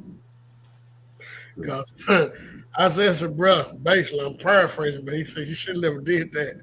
I see your sons walking in their temples and their, in their castles. I said, praise ye the Lord. So Abraham said, and that's what Hezekiah should have did. But Hezekiah did that to get the Babylonians to be on the side. Of course. What you thought? What you thought he was scared? Yeah, I think it. I could be wrong most times. If I'm wrong, please forgive me. I think Hezekiah is a little scared. When they brought him in, of course, they see all that silver and gold riches. I mean, this really, come on, think. The same thing happened in Israel is happening now. Everybody was after Israel's riches. Look what it said. Carry my, my silver, my gold, my godly and prelates and things in your temple. Exact same thing, y'all. Can y'all see that the connection? Yeah. So whenever he denied Trump and denied the Muslim, they let you know he's about his people. Goes back to Malcolm X speech. It doesn't matter you're Muslim, Christian, Baptist, Methodist, you a Negro, you're all facing the same troubles. White man. You're right. The white man. Yep. He could be a French. However, he's still a white man. Yeah. Ain't that crazy? Ain't that crazy? It don't even matter what he's still a white man. Esau. White man that speaks Spanish. And then people be like, oh, Hispanic. Yeah, that's his Hispanic. Man, you know what I'm saying? Yeah. He belong to Esau too. What are you talking about? I say kill them all. I think, man, and that's exactly the whole sentiment I get when people try to curve it, trying to hide. You can't hide who Esau is. You can't, man. Okay, the Arabs, they Esau. Okay, well, they gonna get it too. Whoever you want to say they are, they gonna get it. Yes, what it was that the House of Saul, the sheiks. Yeah, ones. Yeah, they traced their lineage to Esau. That's why you see them taking their pictures with Queen Elizabeth and all them. Yeah, and yeah, they're Edomite. They ruling over the Arabs. And I can see that. Yeah, that's what it is. I can see that, but you got people who use that to try to curve who we saying Esau is. Yeah, I know. That's the only reason why I put it out there, to let us know. Some of that is a fact. You know what I mean? But I know exactly what you mean. But Esau's been everywhere. Like, I can see that. He planted his seed everywhere. What my man said, let us take full of our love while we're in the flower of our youth. Them people, Yeah. That's how they are. And let us leave our seed. They let us spread our seed everywhere. Like wildflowers. Yeah. Right. That's in that I think Wisdom of Solomon, Sirach, one of them. Now this is that's that Wisdom of Solomon. This is a video. It's sort of giving a narrative of President Ibrahim Traore getting on the flight and how the flight attendant pretty much disrespected him, not knowing who he was, trying to get him to give up his seat for another person who was supposedly important, a CEO and European CEO of a company. All right, but let's let's get into this, because this is going to highlight a lot of what we see in terms of how we're treated as a people. And the most important thing we're going to look at is the end result. All right, a lot of this is going to be relative to our deliverance prophetically, how the nations view us, and how the nations are going to respond once they realize who we are in the end times. Connections with that. Fair use. The sun was just starting to rise over the airport. It was quiet, peaceful, and cold. Inside the terminal, Ibrahim Traore waited calmly near gate 37. He didn't wear a suit. He didn't have bodyguards. He didn't carry anything flashy. To most people, he looked like just another African traveler. But this man was not ordinary. He was Ibrahim Traore, the president of Burkina Faso. He preferred to travel like this, humble, private, and quiet. No cameras, no loud announcements. That's how he moved. He believed in being with the people, blending in, staying grounded. His return from a diplomatic meeting in Europe was no different. He had finished important talks, discussed matters of gold, sovereignty, and Africa's future. But now, all he wanted was to get home. As he walked toward the Air France flight, bound for Ouagadougou, he greeted one of the airport workers in French with a warm smile. Bonjour, ça va? The worker smiled back, unaware of who he truly was. That's how Traore liked it. He boarded the plane quietly, nodded politely at the flight crew, and took his seat in business class, row 2A, near the window. No one noticed, no one cared, or so he thought. A few rows behind him, whispers were already starting. A senior French businessman, the CEO of a major energy company, was also heading to Burkina Faso. He was used to VIP treatment, red carpets, champagne, and first-class everything. But when he arrived at the gate, the airline told him business class was already full. The CEO wasn't happy. He didn't accept no. That's when the drama began to build. Quietly at first. Just a small demand that would soon become a storm. The French CEO wasn't used to hearing the word non. He stood at the boarding gate, surrounded by assistants and airline staff, tapping his polished shoes impatiently.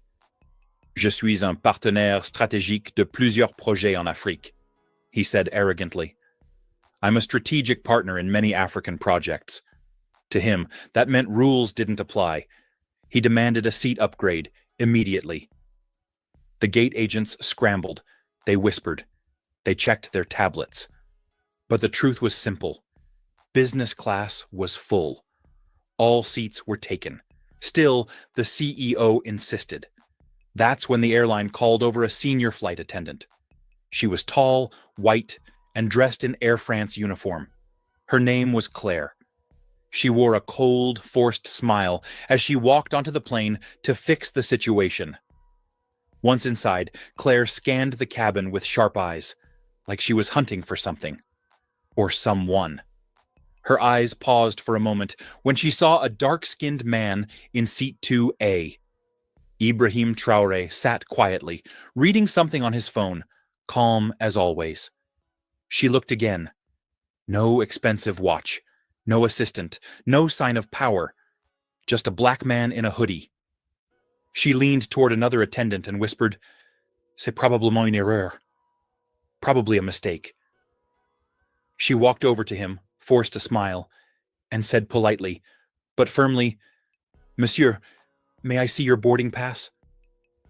Traore looked up, nodded, and handed it to her. She stared at the pass, then back at him.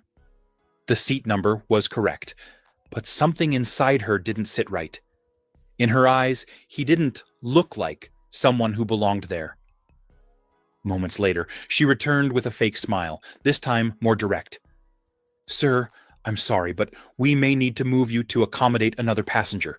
Would you mind relocating to economy? We will compensate you."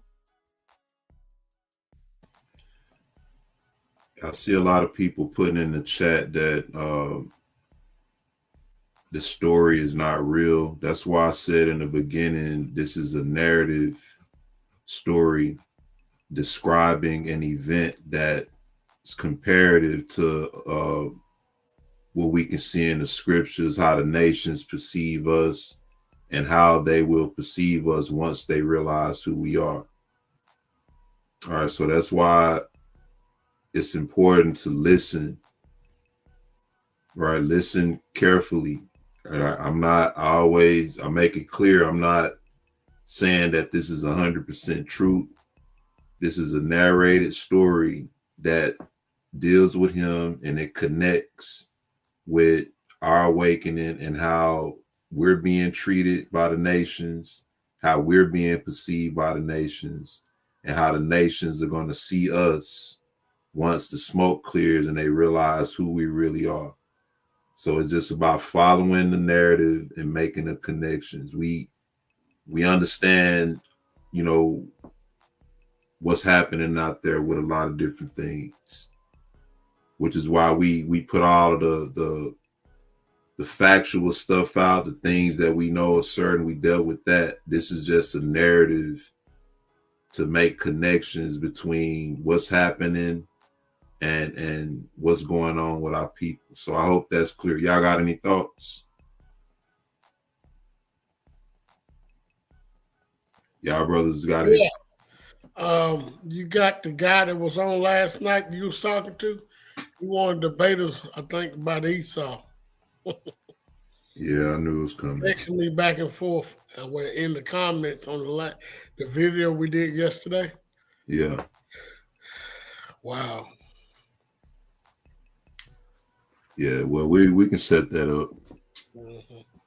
But yeah, with this, man, the thing is, we've been going through so much, and so when we see stuff like this, that a brother is standing up against the West and fighting back and not used as a puppet. Can't we think, well, this brother, right, can't be what you call, I think he's an Israelite, right? Because remember, we are scattered all over Africa, especially in West Africa. That's where we came from. This is where this country is.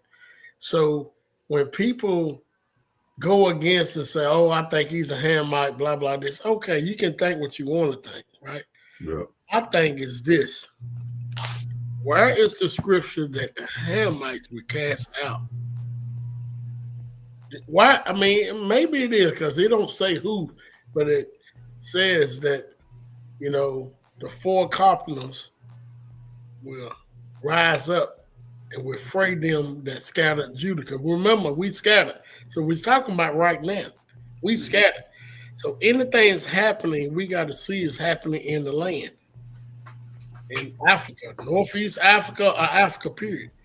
We can't see it happening in America. This is what I think Israelites that's in the truth is looking for, right? Everything we see happening according to the Bible is back where we came from. And that's what we're casting out the Gentiles. 3 countries already cast them out. Yeah. Mali, Niger, and Abraham. Burkina Faso. Cast them out.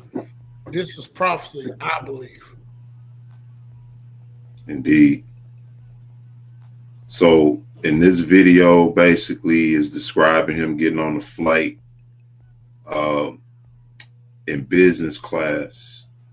While on the flight, a French CEO of an energy company wanted to board that same flight, only to find out that the flight was full. And so he wanted to flex and use his power and his privilege to try to, get his way. Now the flight attendant, the head flight attendant, is now trying to accommodate him. She goes to Ibrahim Traore, asks if he could get up out of his seat so that they could accommodate the French CEO. Fair use. There it was, the insult, quiet but sharp. Ibrahim Traore raised an eyebrow. And why me? He asked calmly. No reason, sir, she said, trying to keep her cool. Just a small adjustment for our guest. A guest more important than me? He asked, voice still calm. Claire didn't answer. She only smiled. Other passengers glanced over, sensing something wrong, but no one said a word. And Ibrahim, he just sat back quietly and said, "No. I will remain in my seat." The tension had started, but the storm was still coming. Claire was stunned.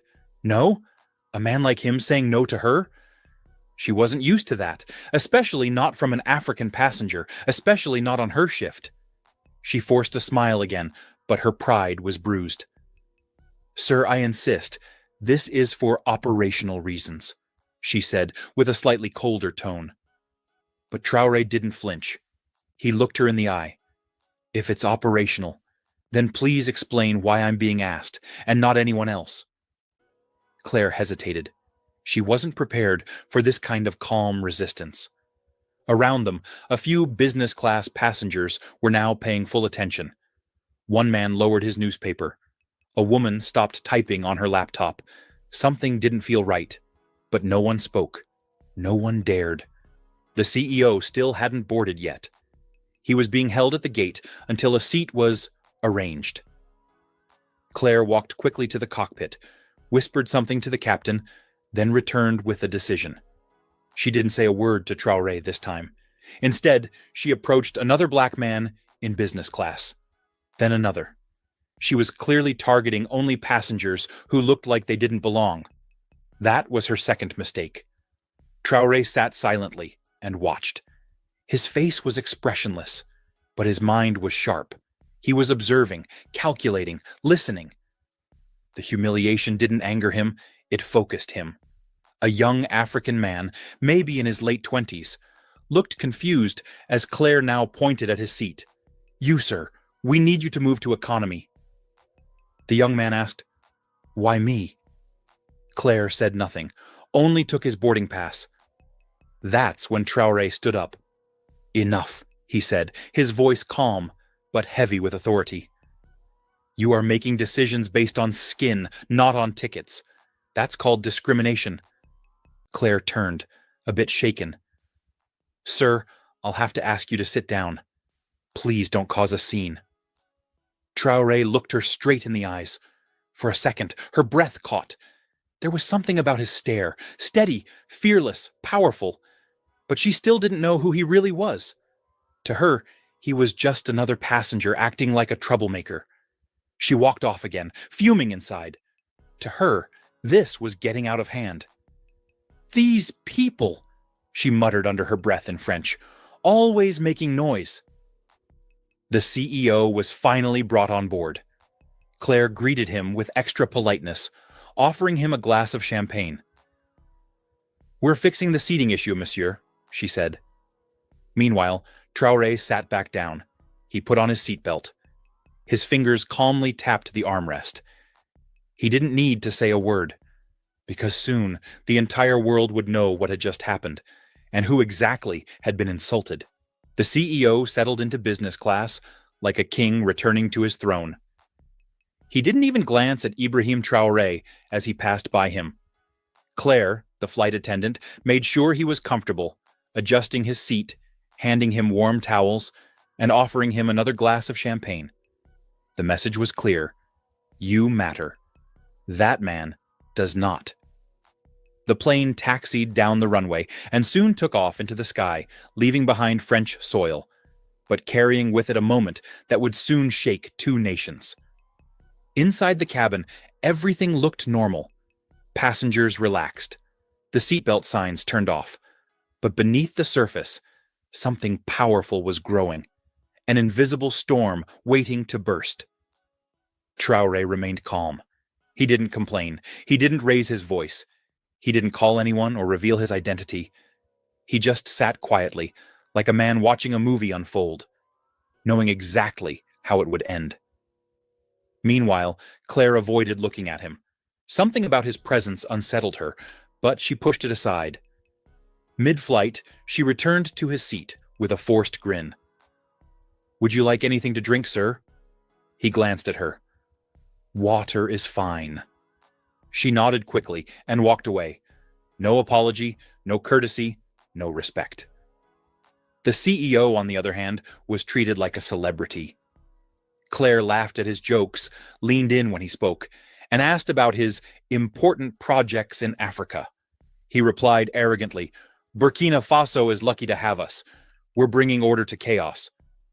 Claire nodded in agreement, completely unaware that the very man he was insulting was sitting just 2 rows away. One woman in the cabin, an African nurse returning home to Bobo Dioulasso, noticed everything. She shook her head and whispered to her neighbor, "That's our president. They don't even know who they're humiliating." Her neighbor's eyes widened in disbelief, but they said nothing. Now think about that, and think about the comparison of when the Most High say He's going to bring our deliverance and our salvation, how the nation's going to look at that. And then think about, too, when you read Enoch's record, how when the nations was brought before him to be judged, it talked about how they considered how the Son of Man sat on the throne.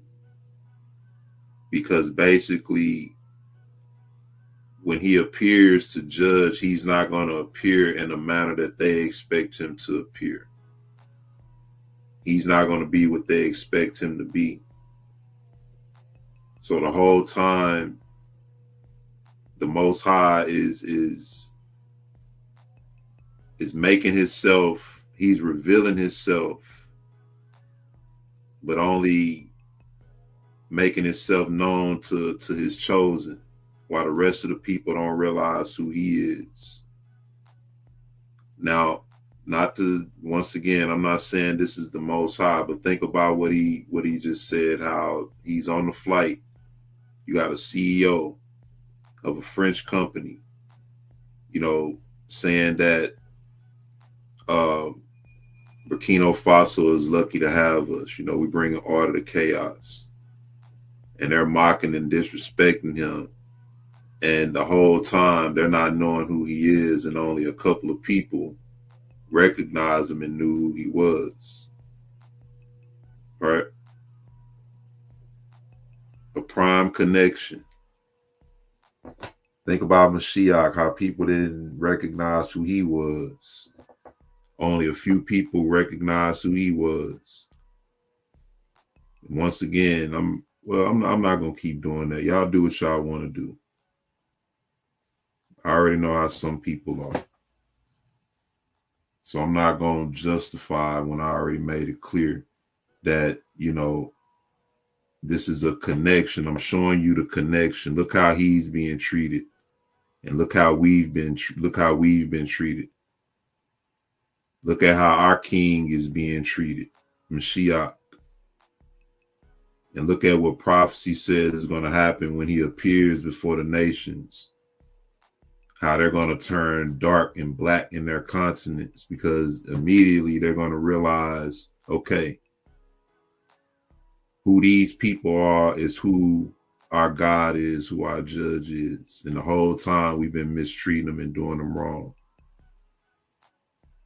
Right? It didn't matter when they were doing it. Like right now, they perceive us as nothing. But when the day of reckoning comes, right, we're going to see what their reaction is going to be. Y'all got any thoughts? Fair use. The president clearly didn't want attention, and no one wanted to break the silence. Hours passed. The lights dimmed. Most passengers slept.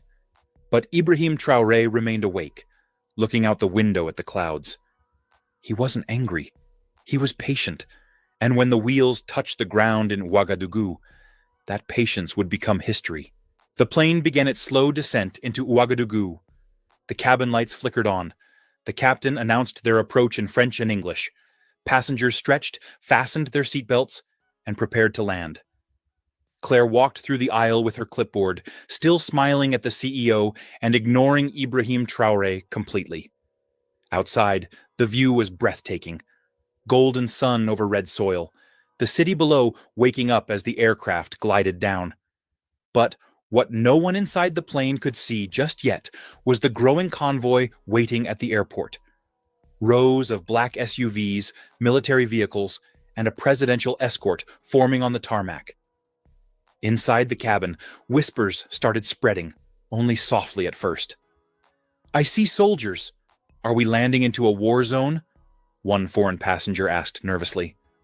"No, no, that's military protocol," another replied. "Maybe someone important is arriving." The French CEO smirked.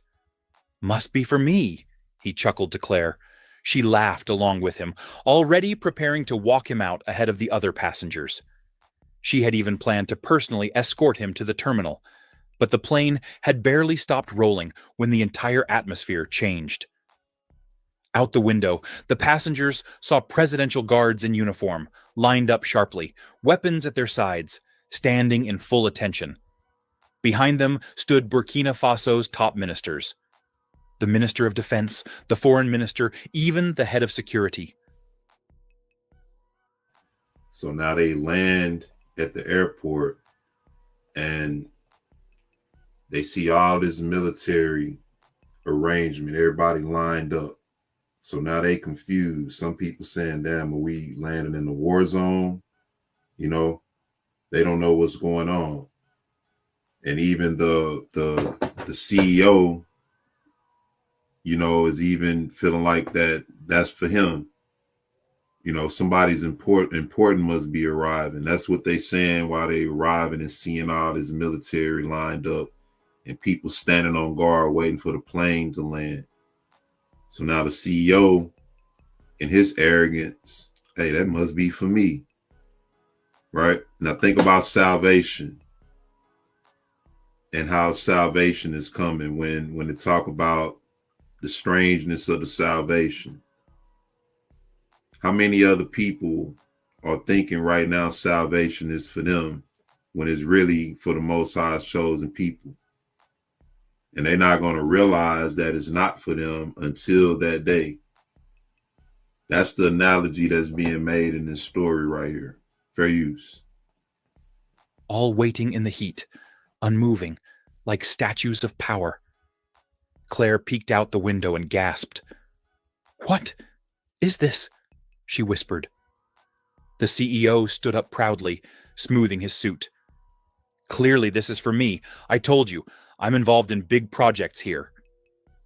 But before anyone could even step off the plane, a tall officer in a black beret boarded the aircraft. His boots echoed on the floor as he walked slowly down the aisle, scanning every face. He stopped at seat 2A. He raised his hand to his forehead in a perfect military salute. "Monsieur le Président, welcome home." The entire cabin fell silent. You could hear hearts stop. Claire's face dropped, her eyes darting between the officer and the man she had looked down on for the entire flight. Her hands began to tremble. Ibrahim Traore slowly stood up, calm, dignified, not a word spoken. The CEO took a step back, his mouth slightly open. President? He stuttered. "That man?" Traore turned and gave him a simple nod. Not angry, not proud, just a man who no longer needed to say anything. Another officer stepped in. "We have instructions," he said coldly, looking at Claire and the CEO. "You two will come with us immediately." "Wait, what?" Claire whispered. "Why me?" "You are being detained for questioning," the officer replied sharply. "You have publicly disrespected the head of state on national soil. That is a serious offense." Claire tried to laugh nervously, looking around. No, this has to be a mistake. I was doing my job." But no one listened. Traore stepped off the plane and was immediately met by his people, his guards, his ministers, and a cheering crowd beyond the airport fence. Cameras clicked. The nation's leader had returned. But this time, everyone knew the truth. He had walked among them as a regular man, and those who had judged him by appearance would now face consequences. So now do y'all see the connection? Once again, this is just a connection. All right, look at how he was treated. How, you know, they didn't consider that this was a man of importance, and he didn't stand up, he didn't protest, he didn't, hey, do you know who I am? None of that. He humbled himself. Think about what Mashiach did when he came in the earth and was made flesh. It said that he came into the world and the world was made by him, but the world knew him not. You know, they had no clue of who this man was. When Mashiach was in the earth, they had no clue of who he was. I see a lot of symbolism and connection with what's going on with him and just the overall tale of our people. You know, what we've been through and how the Most High been preserving us all the way up to this point. Even in our punishment, dealing with us, he hasn't dealt with us to the full magnitude of how we deserve. He's been preserving us. And so in this narrative, we see that this whole time they didn't know who he was. He didn't boast himself. He didn't brag. He didn't get angry. Right? He just sat back because he knew what the end was going to be. Even in this situation, once it all came out who he was, now they're all shocked. He's still poised and remaining calm. And now they have to face the judgment and the penalty for their disdain and their disrespect towards him. What's going to happen when the Most High judges the nations on our behalf? They don't know who we are. They don't know who he is. But in the end, it's going to be made known. And that's when they're going to see what their end is going to be and face their judgment. Fair use. Back on the aircraft, Claire and the CEO were both being led away in handcuffs. Passengers watched in disbelief as they disappeared down the steps, heads lowered, their arrogance crushed. And that was only the beginning. The tarmac was blazing under the Burkina Faso sun, but all eyes were on the two people being escorted away in handcuffs. Claire, the Air France flight attendant, and the high-powered French CEO. Gone were their smug smiles. Gone was the arrogance. In its place, panic, confusion, and disbelief. They were led into two separate black vehicles, surrounded by elite presidential guards. No one said a word to them, not even the officers. The silence was louder than any shouting.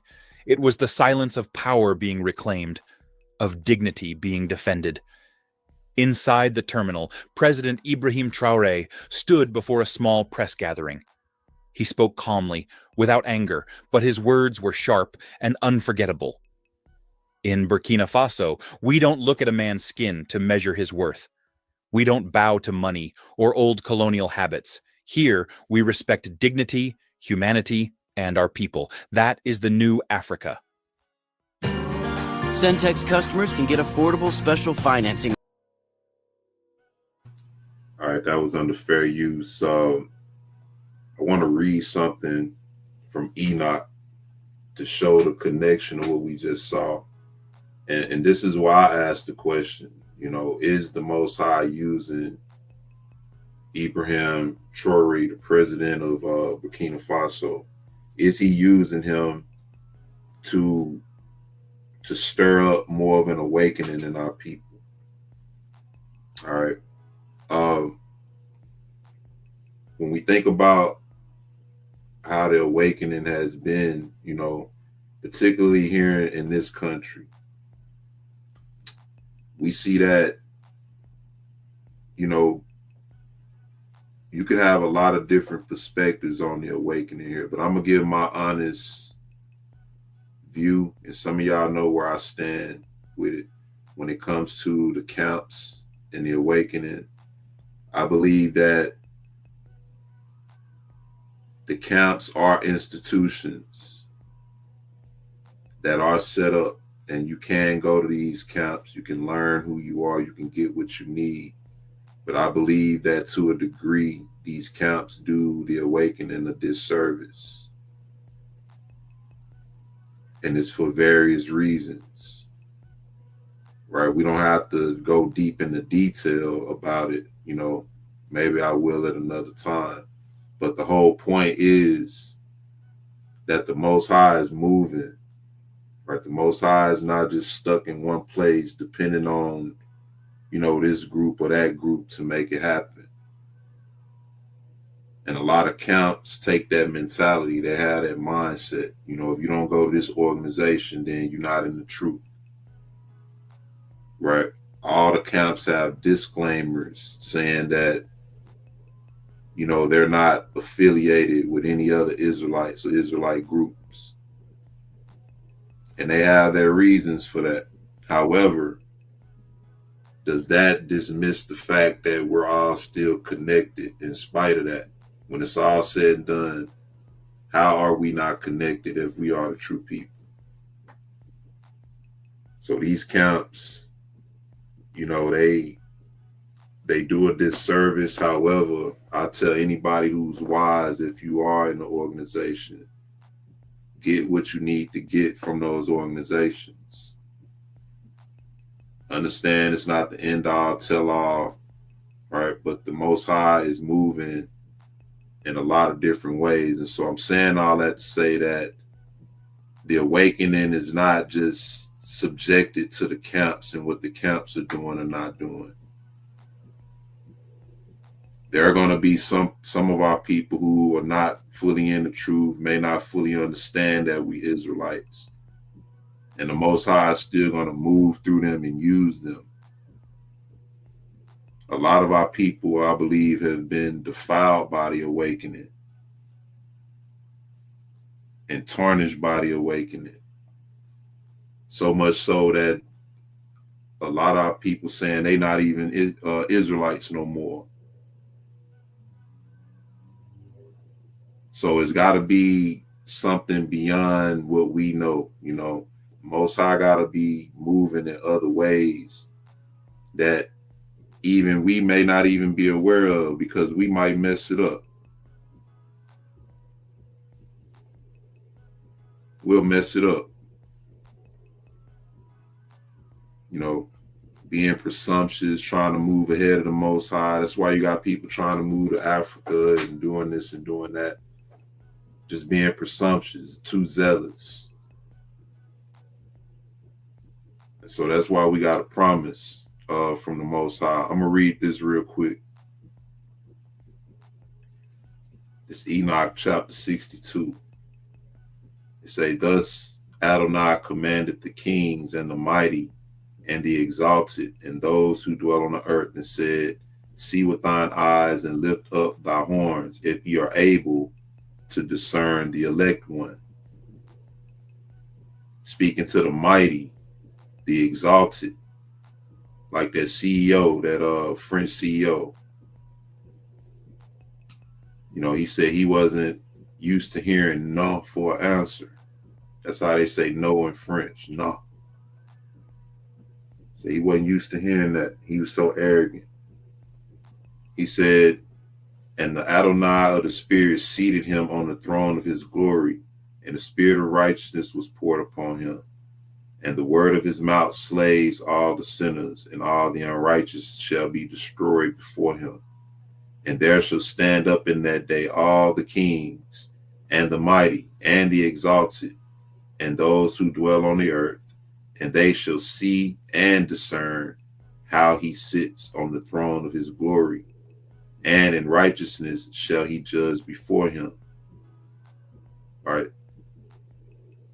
So it's telling them, lift up your eyes if you can see and discern the elect one. And when they do, it says they shall see and discern how he sits on the throne of his glory. And no lying word is spoken before him. He shall pain come up, and shall pain come upon them as a woman in travail, as she has grief in bringing forth when her child enters the mouth of her womb, and she has pain in bringing forth. This is the reaction they're going to get once they see and discern the Most High sitting on his throne. They're going to realize that he's not what they've been perceiving or taught to believe. He's not one of them. He's going to appear in his glory before them, and this is the reaction they're going to have. They're going to have pain and travail. This is for the nations. It says, and one portion of them shall look on the other, and they shall be terrified, and they shall be downcast in countenance, and pain shall seize them when they see that the Son of Man sitting on the throne of his glory. Right? I thought he came to save the nations. Right? I thought he came to save the Gentiles. So if that's the case, why is this their reaction when they see him? Saying the kings and the mighty and all who rule the earth shall bless and glorify and extol him who rules over all, who was hidden. So now they're going to start praising him, because now they realize who he is, and they're going to realize this, but it says they're going to glorify and extol him who rules over all, who was hidden.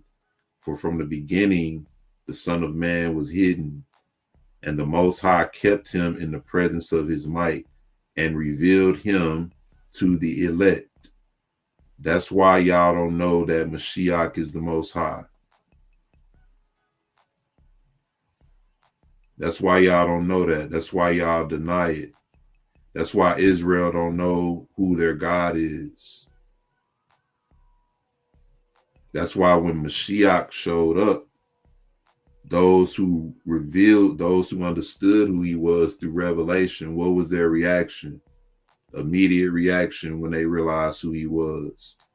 They worshiped him. Because flesh and blood cannot reveal everything to you. This is what the nations are going to see. They're going to see not only how he sits on his throne and who he is, and realize who his people are. They're going to realize who he is according to the scripture. They're going to realize he's the God of Israel. That's who he's been the whole time. And it's been hidden. He said he hid these things from the wise and prudent and revealed them unto babes. That's why y'all get upset every time I say Mashiach is the Most High. He's the God of Israel. Because y'all don't know this right here. Because y'all reject this record right here. It says, and the congregation of the elect and the holy shall be sown, and all the elect shall stand before him on that day. Who are the elect? Remember, this Enoch's record. It's saying all the kings and the mighty and the exalted and those who rule the earth shall fall down before him on their faces and worship him and set their hope upon that Son of Man and petition him and supplicate for mercy from him.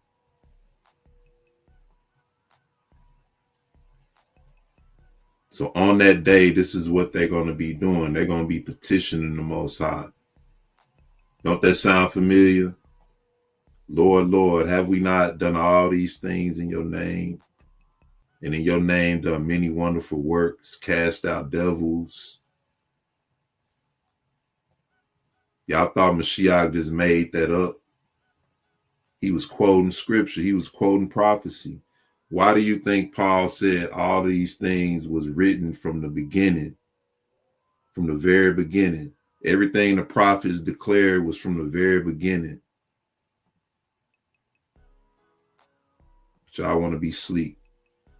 It say, and the Lord of spirits will abhor them. So they're going to be petitioning for mercy. And this is his response to them. He say he going to abhor them. Depart from me. I never knew you. Therefore they shall hastily go forth from his presence. and they shall be clothed with shame, and their faces shall be covered with the shadow of death. Right? And they will be delivered to the angels of judgment to execute vengeance on them. Why? Because they have oppressed his children and his elect. Who is this talking about? Now think about the narrative we just read with that French CEO and then the flight attendant, right? Once they realized who this man was, it said all eyes was on them. And their countenance fell. They started to feel the shame, right? That's the same thing we reading right here concerning our people. It's the same thing that's going to happen to them.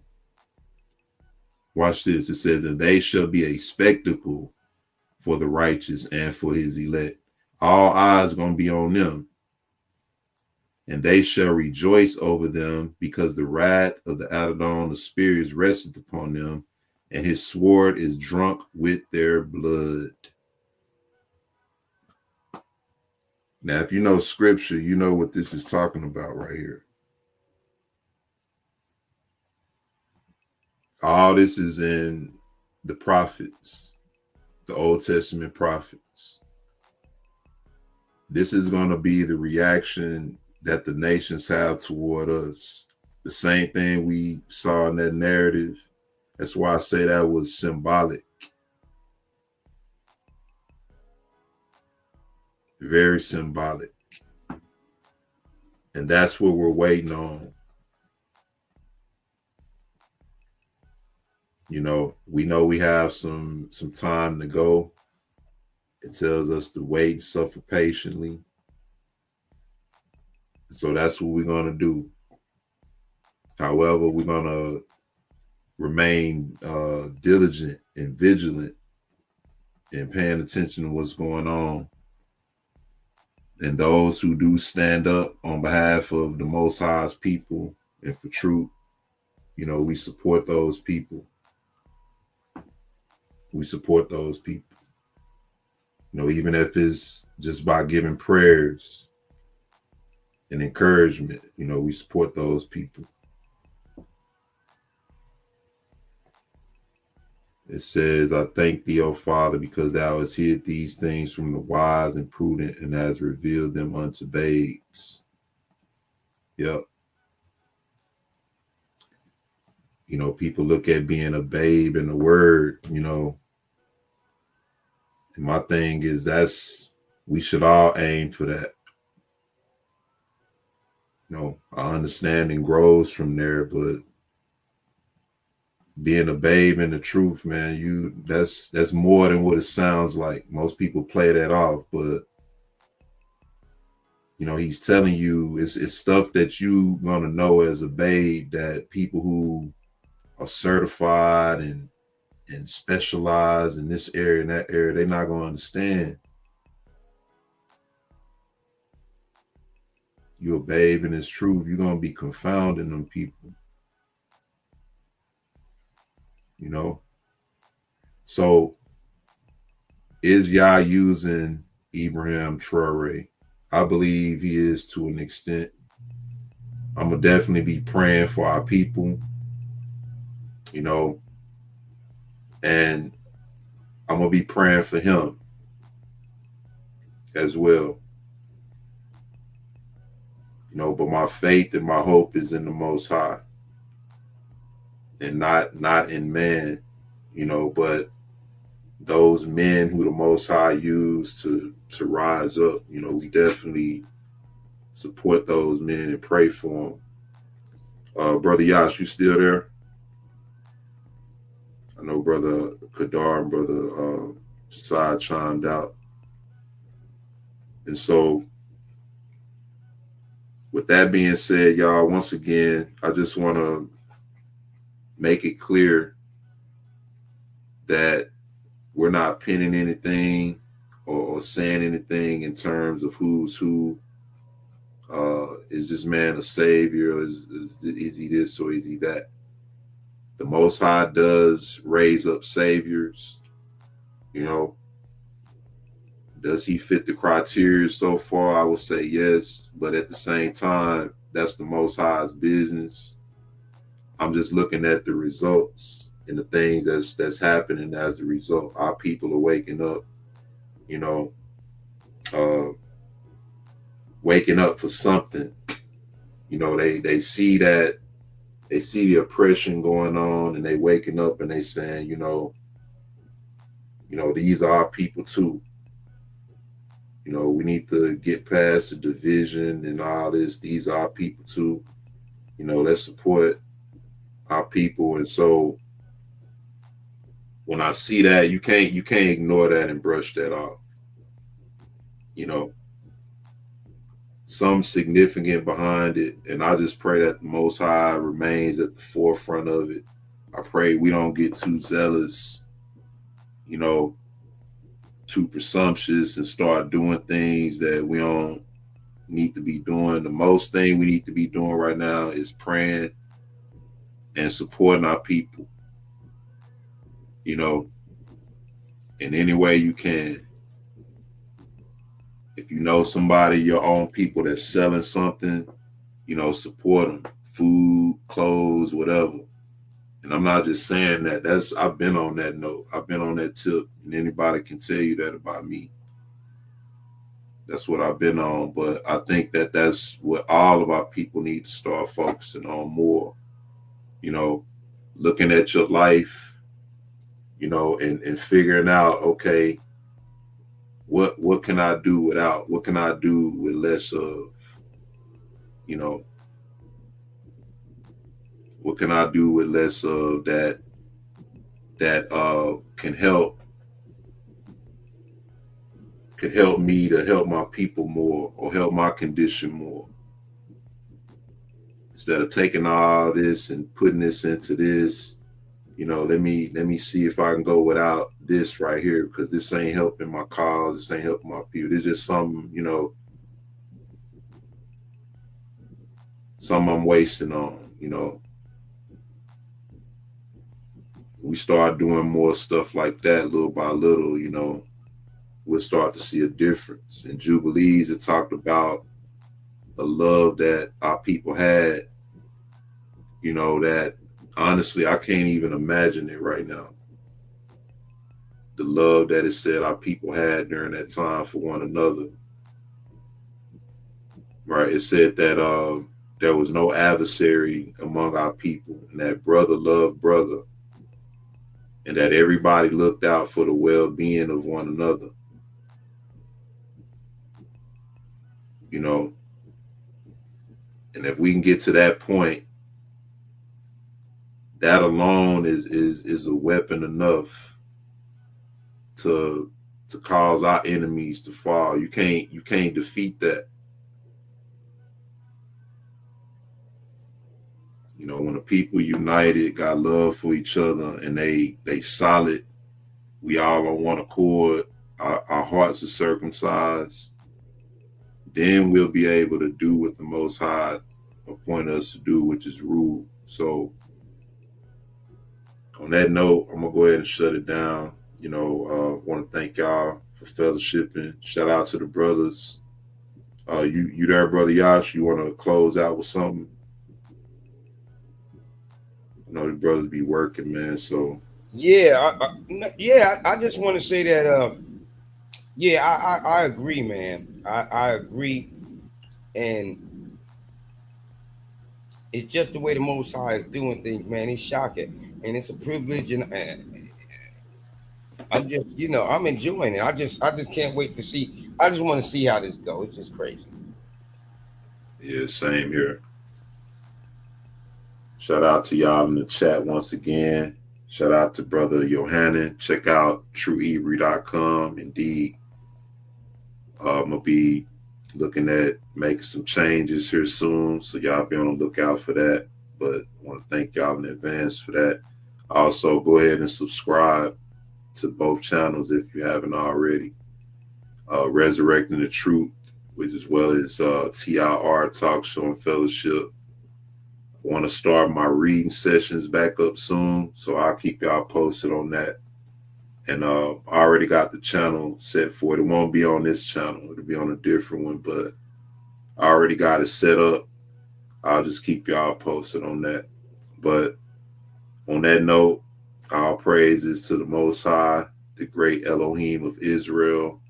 Shalom and blessings to all you brothers and sisters once again. Thank you for your time. See y'all on the next one. Shalom.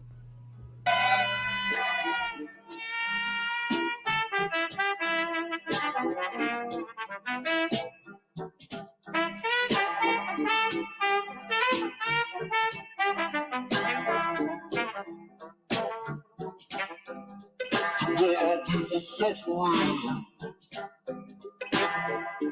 They're looking for something to look up to. They're looking for a change. How long?